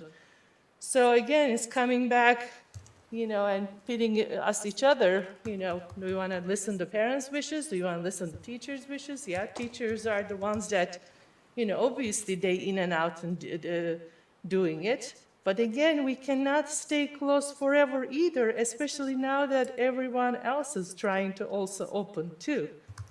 So if we are not going to do this now, we have to do the same conversation. Yeah, maybe I hope the conditions will be better. Obviously, we want to go to better conditions, but I don't think we're going to eliminate the mitigation when it comes to August. I don't think we're going to eliminate the masks. So whatever we are doing and teachers are doing, going to be doing the same thing, and hopefully with, full everyone in school and still remote availability. Obviously, we didn't even guarantee that for August, so that's going to be a decision anyway down the road. But for time being, at least not all the students are actually really in the building to try this. Because in August, we don't even know if we're going to offer remote or not, all right, at this time. I know we have the virtual school, so that's going to be total different stress and discussion when time comes. So I don't want to leave the teachers alone struggle. That's not my idea. But if there's a plan, my idea is trying to make and work that plan instead of trying to completely disregard the plan. So if there's going to be more help they need, let's volunteer and help. I'll be happy to go every day, one school, and help with lunch. And I think this whole community has to look at it that way, than, the board is doing something teachers want, or board is doing something that parents wants. I think at the end, the idea is get the kids back to school. And I don't think avoiding it now is a solution. Thank you. Dana? I'm good. I'm sorry, Jamie's turn. We're gonna, Did you have anything else? or- Oh, I was just going to say I agree, and Mr. Chewbacca, I have to say some things on some of the things you were talking about cherry picking. I don't look at it that way. My iPad died, so y'all have to forgive me because I don't have a plug-in. But all categories said 57.40% yes. It was no. And the parents have, it might have been 27. Christiansburg is 73, almost 74%. Blacksburg's almost 70%. Auburn's almost 76%. Eastmont's almost 80%. I'm sorry, on which Students in category? person. Which category? Parents of students in person. That's the one you used in your comments. Those are the 4 yes. Those are big numbers. They're not little, they're big. Okay? So when I'm looking at this, whether it's cherry picking, whether it's a right survey, it's still the only way, unless you're going to go to every single home in Montgomery County and explain to people what it means for in-person learning or remote learning and ask their opinion and ask them to do something right there, the only way you're going to have any kind of a feedback from the community is to do a survey, whether it's perfect or not. And trust me, my granddaughter even sat there and said, Mimi, I couldn't get mine open. I couldn't figure it out. So I understand that there's some things like that that didn't happen. But it happened for the children that want to go back as much as the ones that didn't. So with that argument, no disrespect. I think you totally misunderstood my argument on that, Jamie. You said, quote, Yeah. 27% of the parents of students in person said they didn't want their students to go back. All I'm sharing is the numbers of that same graph you used of the positive that do want their students to go back. And you said if we look at all of the graphs, it basically says no. That's not what I saw. Can I clarify? Yeah, go ahead. Sorry, the point I'm making on slide 11, on the 27 point, can I round up and say 28? On the 28% who said no, all right? The only point I'm making there is that there is a large swath of parents who currently send their students in that are going to pull them back if we move forward. I'm not saying it's a majority, I'm just saying that it's a sizable minority. I understand, And but you were that, and that painting it's the a picture. bad, and that it's a bad trade in those situations. I understand what you were saying, but that still painted the picture to be different, and I don't think that's fair. Well, I think if you want to talk overall, then, I mean, isn't the overall roughly split with a slight tilt towards no? That's on slide 7. That's everything, that's all categories. excuse me, could you give Jamie a chance Sure. to log in? Yeah, sorry. Oh, sorry, It's hard to Jamie. talk God. and log in at the same time. Anyway, I just want to make clear that I am not trying to say that on slide 11, yes, absolutely. Most of the parents of students who are in person, 72%, want their children to go in at the next level. I'm not disputing that. Okay, but when we were given the data early on, the assumption that was made, because we didn't have this data, the assumption that was made was that all the kids who currently go will continue to go, and all the kids who are remote will stay remote, right? And I was just pointing out that there's a sizable number that are going to go from 50% in person to 0% in person. That's my only point on this. I just wanted to clarify.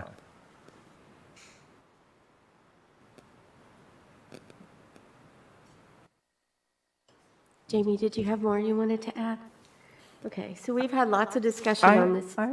Can I finish speaking, please? 'Cause I'm sorry, I thought it was my turn. Thank you. Yeah. We've had lots of discussion on this issue. Does anyone have anything new to add? Yes, not that I Yes, me too. have anything new to add, it's just that I think it's my turn to speak, because everybody else had an opportunity to speak twice, and I only spoke once. Everyone has had an opportunity to speak twice. I have not. Not Sue. You waived your first time. You did not. Oh, please, Marty. Did not. I did not waive. I said I'll go after Jamie. Yeah, she did. That's, Marty, I feel sorry. like you are just really trying to avoid allowing me to speak. I'm sorry. I don't mean to be I'm sorry. disrespectful, The first- but whenever, it's a never-ending stream of shutting me down. The first time I asked you, you said, I said, "I'll pass." I'm going to let Jamie, because we looked at each other, and I said, I'm going to let Jamie go now. I wasn't even going to Jamie next. You said, "I'll pass." Okay, so I won't speak now. So anybody out there, if you'd like to know what I had to say, you'll have to wait, I think- because the chairman of our school board has said I cannot speak. Would that be what you're telling me? That was not what I was saying.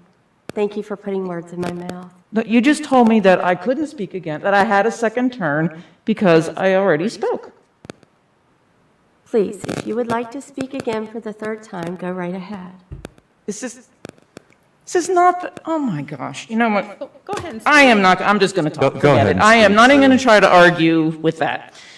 I logic. think when Ms. Cass passed her turn, probably she didn't realize that she's giving up her turn. She just passed because she wasn't ready to talk.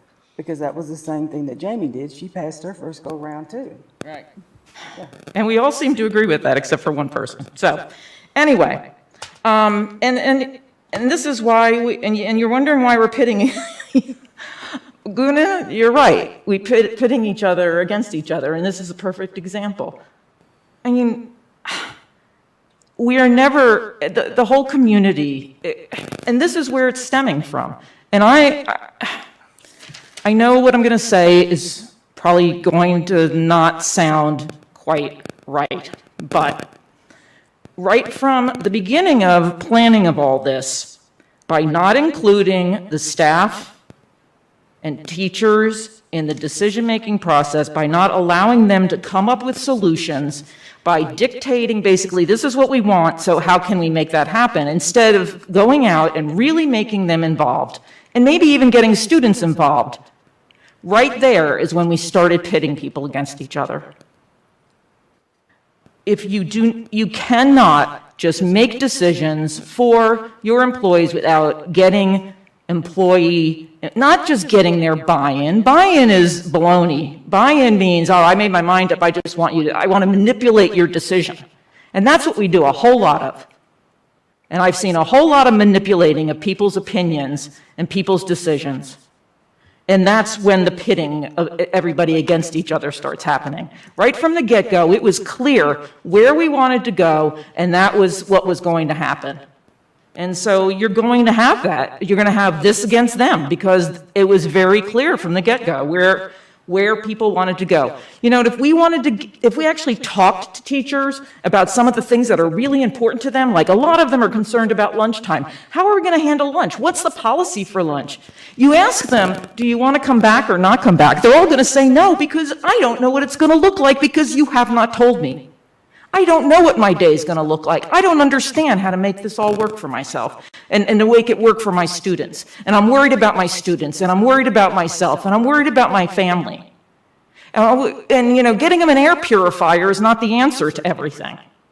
And, you know, what kind of policies are going to be in place? What's going to be the responsibility of students of wearing masks? What happens if students don't wear masks? What happens if they refuse to wear masks? What happens if they don't follow policy?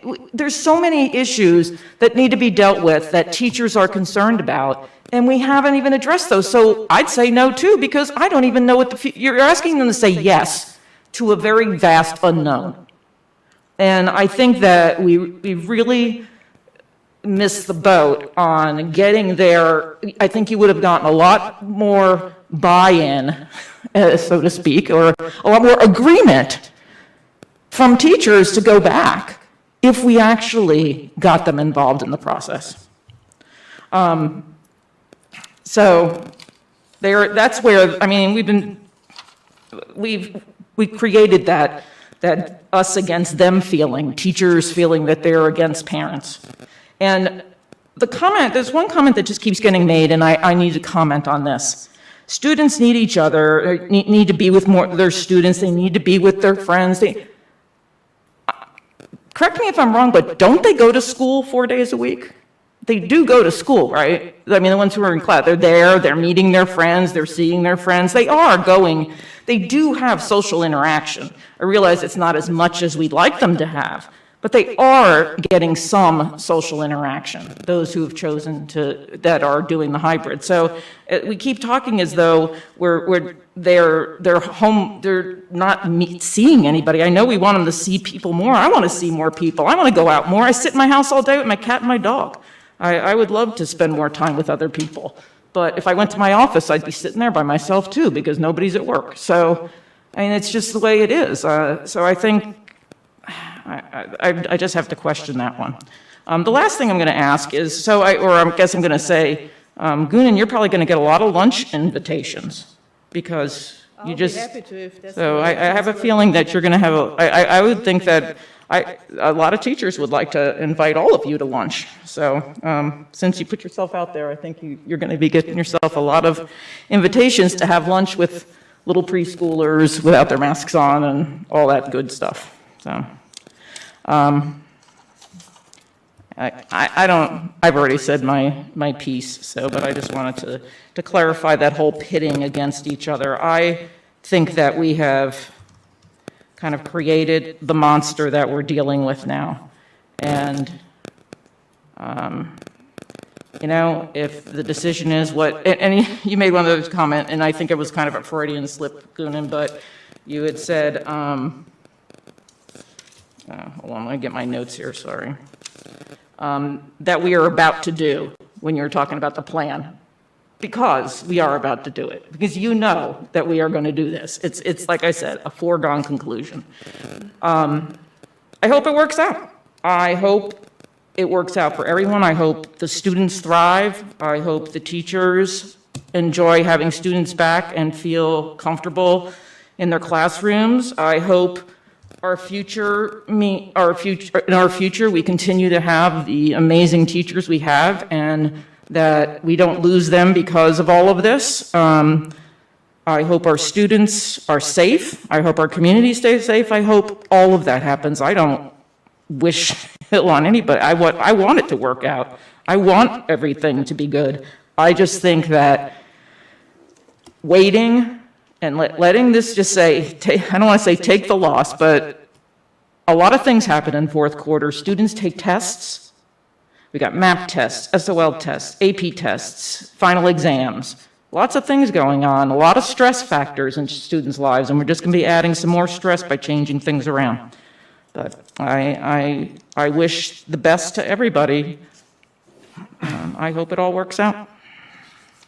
Thank you. Since I'm not sure what order we're going in now, is there anybody else who would like to add? To take their chances. I just have a statement, basically. From what I can recollect, were we not presented a plan from administration that the entire board approved? For Phase 3, Level 3, yes. That's what I thought. So, and if Dr. Meyer doesn't mind me routing a question to him, been getting a lot of how teachers haven't been involved. Can you explain to the board or to me actually as well to give us some indication how the teachers have been involved in this plan and what they've been asked and what their input's been? Yeah, sure. We, well, first of all, we presented, like you said, a plan based on what the school board had approved, which was Phase 3, Level 3. So we looked at it as, okay, how can we make that happen? So that was presented to you all. We immediately had a principals meeting the following day.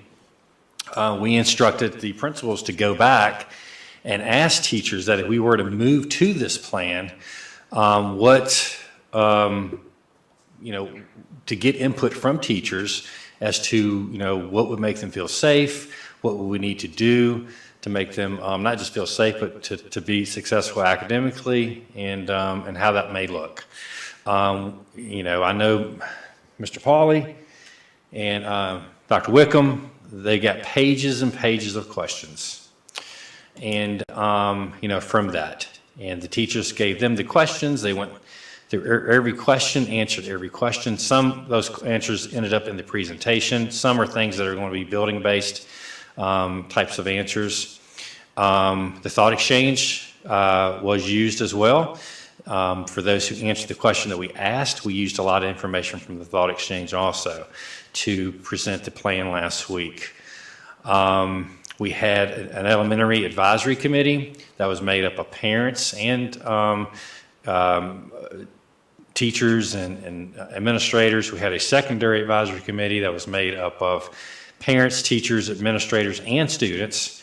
We have a health and safety committee, and they met as well, and also gave input into our plan. And so, what am I missing? What other groups? Dr. Meyer, what about your live Q&A? Yeah, I was just gonna Yeah. So do you have all the list? Yeah, you Thank sent you. us an email. Yeah, I sent us an email to you folks, just all the things we've done. Let's see, the advisories, health safety committee, all 19 buildings, teachers were met with and asked to submit questions and give information as to how we can make this better. I held open office hours where basically through Zoom, I do this every couple of weeks. Any teacher in the division can actually set up a meeting with me and actually have a conversation, so that occurred. I did a live Q&A I think it was last Wednesday, where a lot of questions were asked. And this live Q&A is for the entire school division, so anyone can ask questions there and provide input. And so there are several different avenues. It was said that, well, the plan was already decided. What was already decided was based on what has been passed by the school board, which is Phase 3, Level 3. So Phase 3, Level 3 is what was recommended to go to. We were already in Phase 3, Level 2. So the question was, if we go to Phase 3, Level 3, as it was approved by the board, then what is that going to look like, and how can we do that safely? Also, what I sent you as a school board, we went through the entire presentation from last week, last week, okay, time. And we actually highlighted everything in that presentation that came from teachers, correct? If it came from teachers, we highlighted it because teachers had absolutely wonderful ideas as to how to make this work. And so we had tons and tons of feedback from teachers and how we could make this work. And so we took that feedback. It's in the presentation. Feel free to take a look at that presentation. We highlighted it, anything that's in there. Because when we started the process, it was basically, okay, the recommendation is to move to here. Can we do it and do it safely? So that's when we, it wasn't, do you want to go to that level? From the get-go, because we were at this current level and, you either go up or back. And so it was the, question of, if we go to this level, what is it going to look like? And we gave tons of opportunity for input from teachers, and we used it, and it's in the presentation. Feel free to take a look at it. You can see all the great ideas that teachers have given us. Some decisions are going to be made on a building level because buildings are different. Buildings have different populations of students, they have different layouts, and so individual buildings are they're working with teachers, as to how that's going to look in their building. And some buildings are already coming up with plans if this were to be passed. The teachers are doing a phenomenal job figuring out how they can make this work for their schools. And the air filtration units, for instance, there are 900 classrooms. We started doing that. We start putting air filtration units in at the beginning of the school year. It's not something new. It's something that we've been doing all school year, adding them to classrooms and to buildings. And so we didn't mean to insult anyone by having that put in their classroom, but we feel it is an extra level of mitigation that we can provide, whether we move up in this level or not. And so, tons of teacher feedback, and of course, is there feedback that's not used? Yeah, sure. Okay. Doesn't mean we didn't look at it, that we didn't evaluate it. I mean, but there's a lot that was used, okay? And so, you know, we spent hours and hours working with, you know, with Dr. Wickham, Mr. Pauly, Mr. Garrettson, working through their committees to try to get that information. Our principals got it. I don't know, how many questions do you think it's in here, in this email? Because we sent that to you, so you should have been able to access it. There were at least 15 per school, I'd say. Yeah, so secondary, there's about 15 questions per school that were submitted through, after faculty meetings to us. Is that about the same for elementary? Okay, and then with those questions, you sent them back to the schools too? Because some were school specific, right? Okay. Mr. Garrettson, from your committee? It was discussed during the meeting. Of course, y'all have the secondary and elementary as well. And Mr. Garrison attended it. So, yeah. So, Can I ask a question, Dr. Meyer? sure. How many people are on these committees? All right, all right, so whether about 20 on each committee? I believe I have 20, yeah, 20 or 21. And they all show up for every meeting? Extremely well attended, yes. Okay, It wasn't everybody, but extremely well. okay. So there's one, you had one, and Dr. Wickham had one. Yeah, describe who is on these committees. No, I don't think we need all those details. I just wanted to kind of know how many. Okay. So, I just want to make a comment here of something you just said. You said, I'm not quite sure you understood what you said. You said you went out and you asked for questions. So you basically just went to people, you know, give us your questions, submit questions. And then, how can we make this work? If I went to somebody and say, how can we make this work?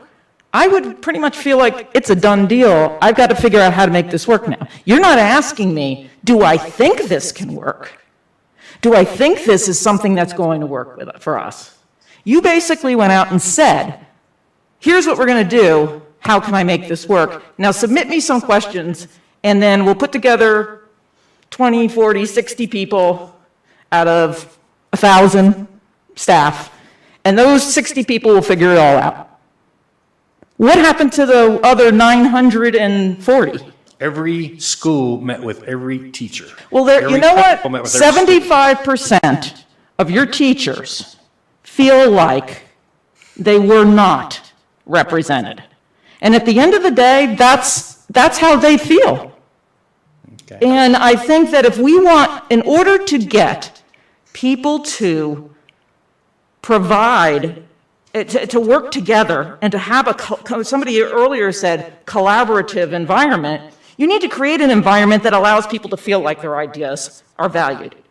And that if they say anything, that there's not going to be retribution. And that is not the environment we have out there right now. And that is something that really needs to get focused on going forward. Because we will continue to have these issues unless we learn how to work collaboratively with our teachers, not just drill down, here's some more things, put it on your plate. Sorry if your plate's crowded, you know, you'll just have to figure out how to make it all fit. Go get yourself a bigger plate. Okay, let me clarify something too. The intent was not to say that, hey, this is what we're going to do.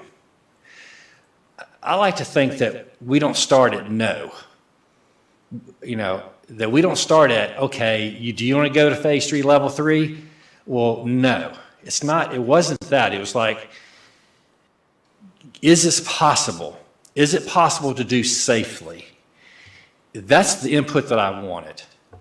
And if in the end we were to get feedback that we didn't feel that it would be done safely, then we could not recommend it. And so, but there are charts that you all approved, the Nexus Phase 3 Level 3. It was an exploration of, can we do Phase 3 Level 3 and do it safely right now? And that was the intent of the message. I'm sorry if that message did not get out there the way it was intended. Okay, so, I'm sorry, Dana still has the floor, oh, I'm sorry. because she had asked the original question. So apparently, there was input. And so, I kind of feel like if I have an employer who's bringing me questions to ask about how I would like things to be, how many people work for employers that ask you your input? Or do they just basically tell you this is how things are going to be? Yep, and it sucks. Right, it does. So I think the fact that we're trying to get input from everyone, and especially our teachers who are going to have to be dealing with this, because it was worrying me that I kept hearing there was no input. And I was thinking, well, how could we have managed all of these ideas and operations without consulting with the teachers? So that was concerning to me. So that's why I wanted to ask you how this input was actually done. So, but personally, if it were me, if I had an employer asking me my input for something that they wanted to see if they could do for me and help me do my job and do it safely, I would take that as being very thankful that the employer was thinking of me and wanted my input. That's just my 2 cents worth. Okay, anybody else? Okay, so from what I heard Dr. Myers say and how this all came about, so first let me say this in response to the metrics or whatever it was that we approved as the different phases. There wasn't a timeline on that saying we got to work through all this before the end of the school year. There was not. So when I hear the words that you used were our plan, what do you want us to do to make it work, right? It's already our plan. It wasn't the plan that had input from the teachers and staff. It was already our plan because, as you said, the school board voted to move to this phase, so how do we make it work? And then you said, as far as the thought exchange, which is not the first time this comment has been made, we asked this question, and they didn't answer the question we wanted them to ask, but they gave you a lot of good feedback about how they were feeling, and that was just not what we wanted to hear, so it wasn't valid. That's not the way things are supposed to work, because the plan was there, so tell us what you want us to do for us to make our plan work. Our plan, not our plan as administration. So when you're asking for input, it's better to ask for that input on the front end before you say, we got a plan. Let's get the input, and then let's say, this is the plan.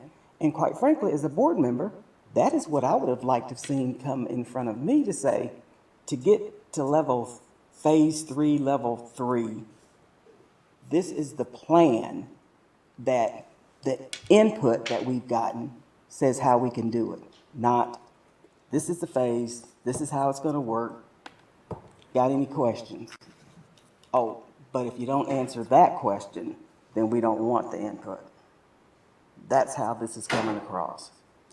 And to say we've got to move through these phases, no, that's not what the plan was, to move through the phases before the end of the year. And as far as being able to communicate with our community, I said it last week, I believe that the information has been biased. It's only the pros and not the cons as to this is exactly what it's going to look like. Your child is going to be in a mask and in a shield pretty much all day long. And this is going to look like this, and lunch is going to look like this, and we're still trying to figure that out, right? So for the community to make a really good, informed decision, no, that really did not happen. And we don't have to go from door to door to communicate those types of things to our family. It just takes time, to our families, it takes time to do it and make sure we're doing it the correct way so everyone understands. Weigh it. What do you think? Anyone else have anything before we vote? Yeah, I'd like to comment on something that Goonan said. Goonan, you've brought up this idea of moving forward a couple times, and I just wanted to comment on that because I don't know that necessarily moving forward is necessarily going up in level and phase, right? And from reading what the teachers who gave us more detailed feedback said, I think that what's happening in our schools right now is because of this year, because of all the change, students and teachers are finally getting in a groove where they are moving forward right now. And we got multiple reading teachers at the elementary level. And one of the things I've said early on a compromise, and I've said again is, well, maybe we send elementary, full days and not secondary. But one of the things I keep hearing from the elementary teachers, the importance of the routine and how detrimental change is. And several of the reading teachers basically begging us, we're just in a groove where I'm finally teaching these students to read and I'm making progress, don't mess it up. And so I do think that we are moving forward. There is a lot of learning going on in our schools right now. And we have figured out a really tough year, and that's what... May I just Sure, correct yeah. what moving forward? I meant moving forward on that phase level diagram. Yeah, That but- was the last column, Sure, not moving forward in Okay. the sense that you were talking. Sure, but I guess... Moving forward on the chart. Yeah, okay, but I will Not bounce going off back of what you just said, though, to say we can also, nothing says we have to move up or down, obviously. I mean, I think Dr. Meyer just said something about move forward or move back. We can stay at the same level, which is actually the motion that's on the table, right? So we can stay at the same level, and staying at the same level can actually be moving forward better than changing the levels, and I think that's overwhelmingly what the teachers say. And I also wanted to mention one thing that I forgot to say earlier, and that's, and it's appropriate in this discussion, moving forward for spec ed kids, I put a whole thing on, a couple blurbs on that on my Facebook page, but, I don't think, correct me if I'm wrong, I've gotten several emails and messages from spec ed parents. I don't think I've gotten a single one where they said, my child, has an IEP or special ed, and could you please vote to go full-time? I think from talking to engaging some of those parents, I think it's going to be, they view it as being devastating for their kids. So I think we are moving forward. The other thing, you also said we can't stay closed, and it's probably a slip, but I do think that this idea of not being full-time in person is somehow, closed or not being at all in person. I mean, I just want to point out that we are, we're doing a lot and we are in person. We're not anywhere near closed, right? But you also mentioned a couple times about that, we're going to have to do this sooner or later. And you're right about that, and I think that is something that it would be good for us to start thinking about. I think I started thinking about it last month. That's when I reached out to you, Dana, and we were talking about maybe trying to get to something that was a little more unifying for the community. I think that, there was a couple parents that wrote to me that were for the change. I think they knew that I was leaning against it, and they basically asked me, when would it be okay, And I threw out some health metrics to them, but also said, and when teachers are basically telling us that the change would be worth it. And I still keep coming back to that when you talk about the fall, that's a great time to make that change. And I want to be clear that I think that come fall we will be full-time no matter what. I don't think the community is going to be a split. I don't think the board is going to be a split. We might even get unanimous in the fall on this, right? But what's causing the hardship now is the not really being convinced that this is really going to help and that it might actually hurt. I also, I keep a look at the dashboard, and we've talked a lot about. We haven't delved into much of the details tonight about health, but we're basically sitting at around in the high 50s, close to 60 on a 7-day moving average. And if you look at this chart, we are at a level that is higher than we have ever been since those first couple weeks in September when all the students came back. So it really stretches the imagination to think that now is the time, to basically bend the rules, cut corners on mitigation, put in extra mitigation so that we can do those things, increase the number of kids. It's hard to look at that and justify it. And I think that, you made the point earlier too, Ms. Karan, about, why doubt now? And I have to say that you said that we were the first to do stuff. We did really well. And I agree with that. We've done a lot of things well. But we've also taken some risk. And we've done okay with it at some point. But this is also about risk management. We are still in the middle of a pandemic. And this seems to be a really bad time to do this. So anyway, I don't know.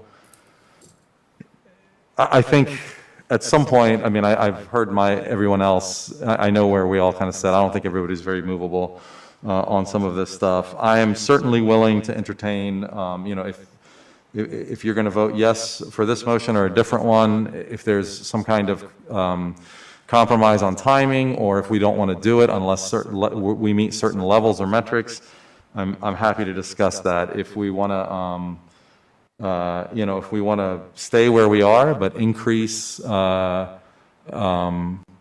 give schools a little bit more autonomy to do some other things, I think that's something that we can do, even though it's not a level on our chart right now. We've done that in the past to good success, so I'll leave it with that. Thank you. Does anybody else have anything? Okay, Ms. Drake, can we have a roll call, please, for the motion? Could you restate the motion again? I will. I apologize for those of you looking at the screen. I've lost internet access about 3 times. When that happens, the whole system has to reboot. So Okay. I apologize for those disruptions on the screen. The motion is to stay at the level we are at the present time.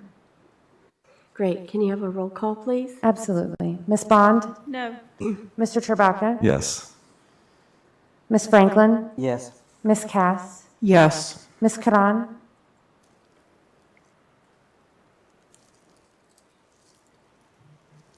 No. Ms. Parton? No. Ms. Graham? No. Motion fails. Is there anyone else who wishes to make a motion regarding Phase 3, Level 3? Chair Graham, I would like to make the motion that we vote to move to Phase 3, Level 3. A second it. Any discussion? I'm not familiar with protocol or as much as all the rest of you are, but I would like to consider at least postponing this vote, this decision, at least until we see some numbers come down and maybe pushing the date out a little bit. But that would be, I think, maybe a compromise we could all try to live with. But there's a motion now to go to Phase 3, but I wish we would be able to come up with something that would at least allow us more time to see where the numbers are going, because it's clear that the numbers are still pretty high in our community.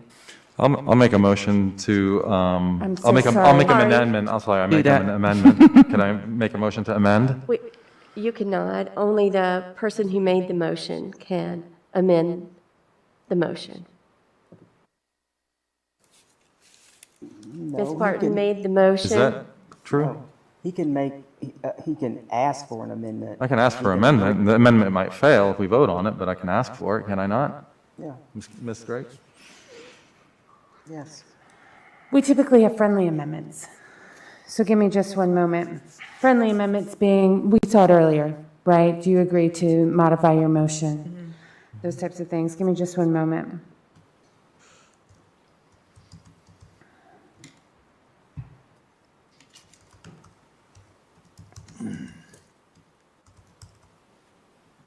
So we'd consider it a sub-motion. Give me just one moment.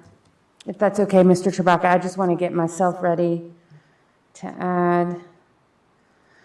So that one's going to show, we'll come back to that one. We'll start that roll call over. I'm just being very clear about what I'm doing. So Mr. Chewbacca is making a motion to amend the motion regarding Phase 3, Level 3 to say, I didn't let you get that far, did I? I'm sorry? I didn't let you get that far. Yeah, to change the date from March 8th to March 25th, which I believe is the beginning of the fourth quarter, is that correct? 24 or Or 25? is- Yeah, And to not vote until next week? I'm sorry? And not vote till next week, or do we want to? Well, let's I guess do one we motion have at to a vote time, tonight, yeah. so. Does anyone want a second? I'm sorry, I never heard from the staff, is the, oh, okay, all right. Or maybe my motion should be for the first day of the fourth quarter, whatever that is. March 24th. So what I have is amend the motion regarding Phase 3, Level 3, to begin March 24th. Ms. Parton never stated a date, so you don't have to rescind the date because she never Oh, okay. stated a date. All right.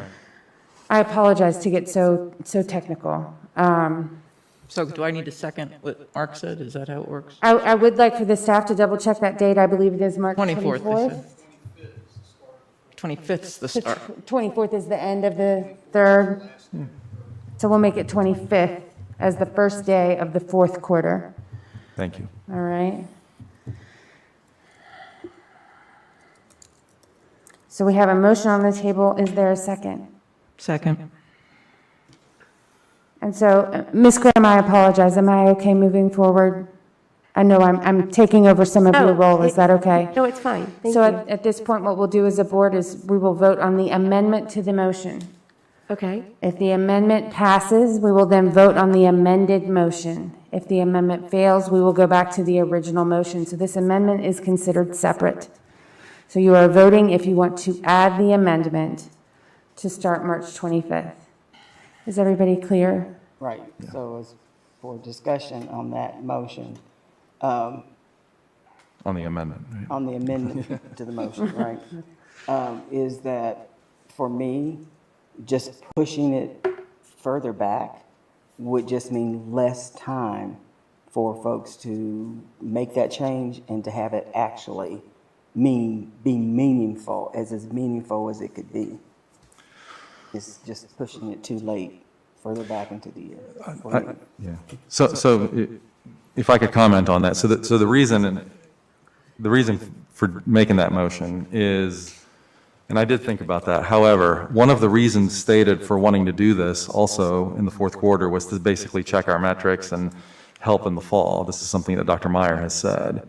And so that's one concern I have, is that coming in the middle of the of the third quarter, not in middle, but I mean, not at the end of the third quarter, it becomes a little bit more difficult, I think, to collect proper data on that. The other concern that, I'm sorry, I couldn't hear you very well. Could you say again oh, what your it's, reason was? well, because Dr. Meyer has told us that one of the positives of doing this is that if we did it, then we can compare results and see basically like if it helped academically, for example, right? And I just think that it's easier to collect that data. The data will be more meaningful if we have a cleaner date on the quarters, rather than having it come before the third quarter is over.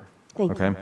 So, and the second reason is that, a lot of our classes are going to have, midterm testing and other things before the end of the quarter. And I think, given what teachers are telling us about this, the amount of work going in this change, I'm again concerned for, for what the classrooms are going to look like. At the last 2 weeks of the quarter, it just seems like the beginning of the last quarter might be a better time to make those drastic changes. So that's why. Anyone else? I'd like to hear thoughts from administration on that. I see pros and cons of both. I think one con, and I think Mark has given a pro that is good. One con is we have a lot of students who are struggling now. We're in the middle of the third quarter. I think if you got them back in with about 3 weeks left or 2 to 3 weeks left in the third quarter, they could probably dig themselves out of the holes that they're in right now. The end of the actual doing at the quarter, which was a consideration, it's a cleaner type of break. But, clean breaks are definitely important when it comes to semesters, not necessarily when it comes to actual, the other grading periods in between, because most classes are just simply just continuing. But, if the goal is to get more face-to-face instructional time, I think the couple of weeks matter, and can show a greater difference by the end of the year. Because we do, one thing too is you got to think about AP testing, for instance. AP testing comes early. It's not something that's going to wait to the last week of school. The final map testing that shows our growth too, it's not based on 9-week grading periods, basically. It's just sort of overall. But I see pros and cons of both. I think we talked about the 24th, 25th initially, but I think moving to the earlier time was to give time to adjustment so that we will have efficient or full last quarter left. All right, that was the intent to. Yeah, the last quarter is not really a 9-week period, I don't believe. Yeah. In terms of weeks, it's shorter, and then you have the testing that's in there as well. SOL testing, and then of course AP testing is something that we're at the mercy of the College Board in terms of that, and so they're all sort of coming then. The last few weeks, actual instructional time is sometimes limited. Does anybody else have any other things they want to say? I'll reiterate what Sue said about the health. It slipped my mind, but that is one other reason. Our cases are so high right now. And I keep hearing from parents who are basically saying, my kid's going to go out if this happens. So it might cause less switching back and forth. And like Sue said, give us a chance to see where the numbers are headed. If they're headed down, which I hope they are by the end of March, then I think everyone can kind of go into this with a little bit more confidence and wider support. I think both case numbers and the percent positivity is for Montgomery County going down. The trend is going down, percent changes according to the COVID data tracker of CDC. Okay, does anybody else have anything? Just one more, since I brought up the subject. I want to make it clear, this is not what I believe is the best solution.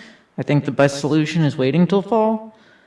But I think it's clear where a lot of people stand on this, and that if I would rather at least give our students and our teachers an opportunity to prepare themselves for this change, as well as wait out the cases that we've had in a couple of our schools, as well as the cases in our community. Even at Virginia Tech, the numbers are going up, and where they've been relatively high. And so, this is not what I think is the right thing to do. I think the best thing would be for us to wait till the fall, as I've said all along.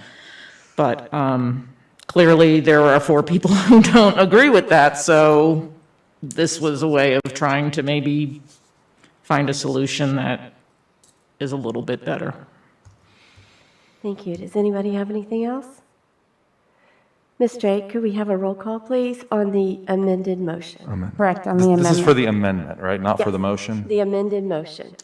I'm so sorry, Ms. Graham, I hate to be technical. This is on the amendment Yes. only. If the amendment passes or fails, then we will vote on the motion as it stands. So we are voting only on whether or not you as a board will amend the motion regarding Phase 3, Level 3 to start March 25th. We will then vote again on the same motion, either with or without the amendment. Okay?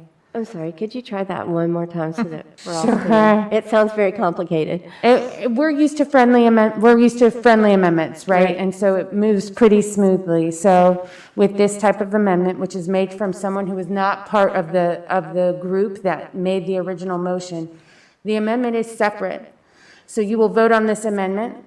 Do we like it? Do we not like it? Okay. And then we will go back to the original motion. Depending on the vote of the amendment, the original motion will either be amended or it will not. And then you will vote again on that original motion, either amended or not amended. Got it.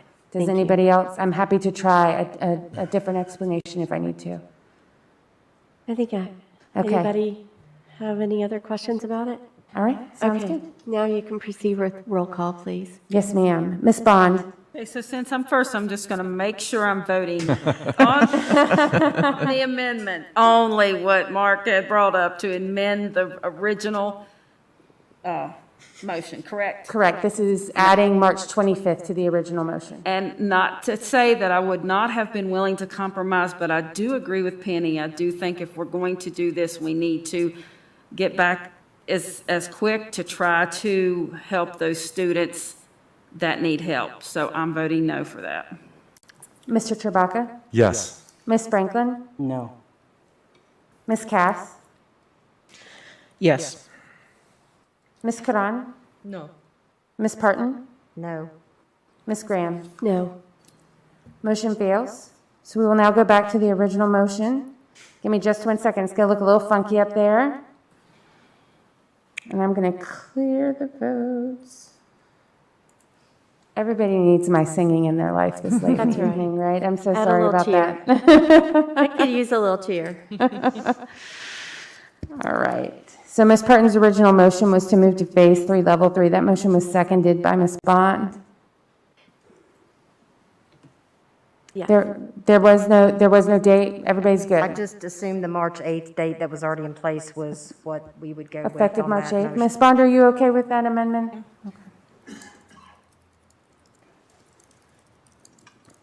Dana, she asked you if you were okay with the amendment to add the date. They both said yes.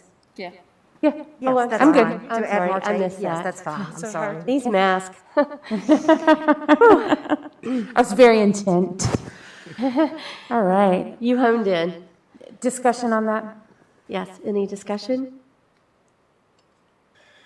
Okay, hearing and seeing none, can we have a roll call, please? Of course.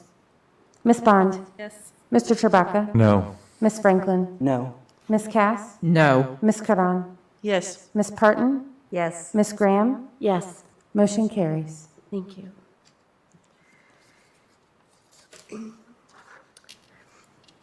Our next agenda item is our future board meetings. Board members, the administration would like to start giving the option for our seniors of the month to attend in person. If no one objects, we will start allowing this for our seniors of the month beginning next week. We will still not leave the dais to shake hands with the seniors of the month, but they will have the option to attend in person. Does anyone have any concerns about that? Is Great. everybody thumbs up Yeah, wait. for all those who Thumbs are up. I think good it's with great. that? I want them here. Yeah. Okay, I great. want to see them. The administration also recommends that we delay attendance for our student school board representatives until all board members can be on the dais at the same time. The students would then attend and sit at the tables below the dais to maintain social distancing. Does anyone have any concerns or questions about that? Okay. All right. So I believe the next item on our agenda is adjournment. Ms. Drake, did I miss anything? You're good. Okay. I adjourn this meeting at 9:42. It's weird not going into.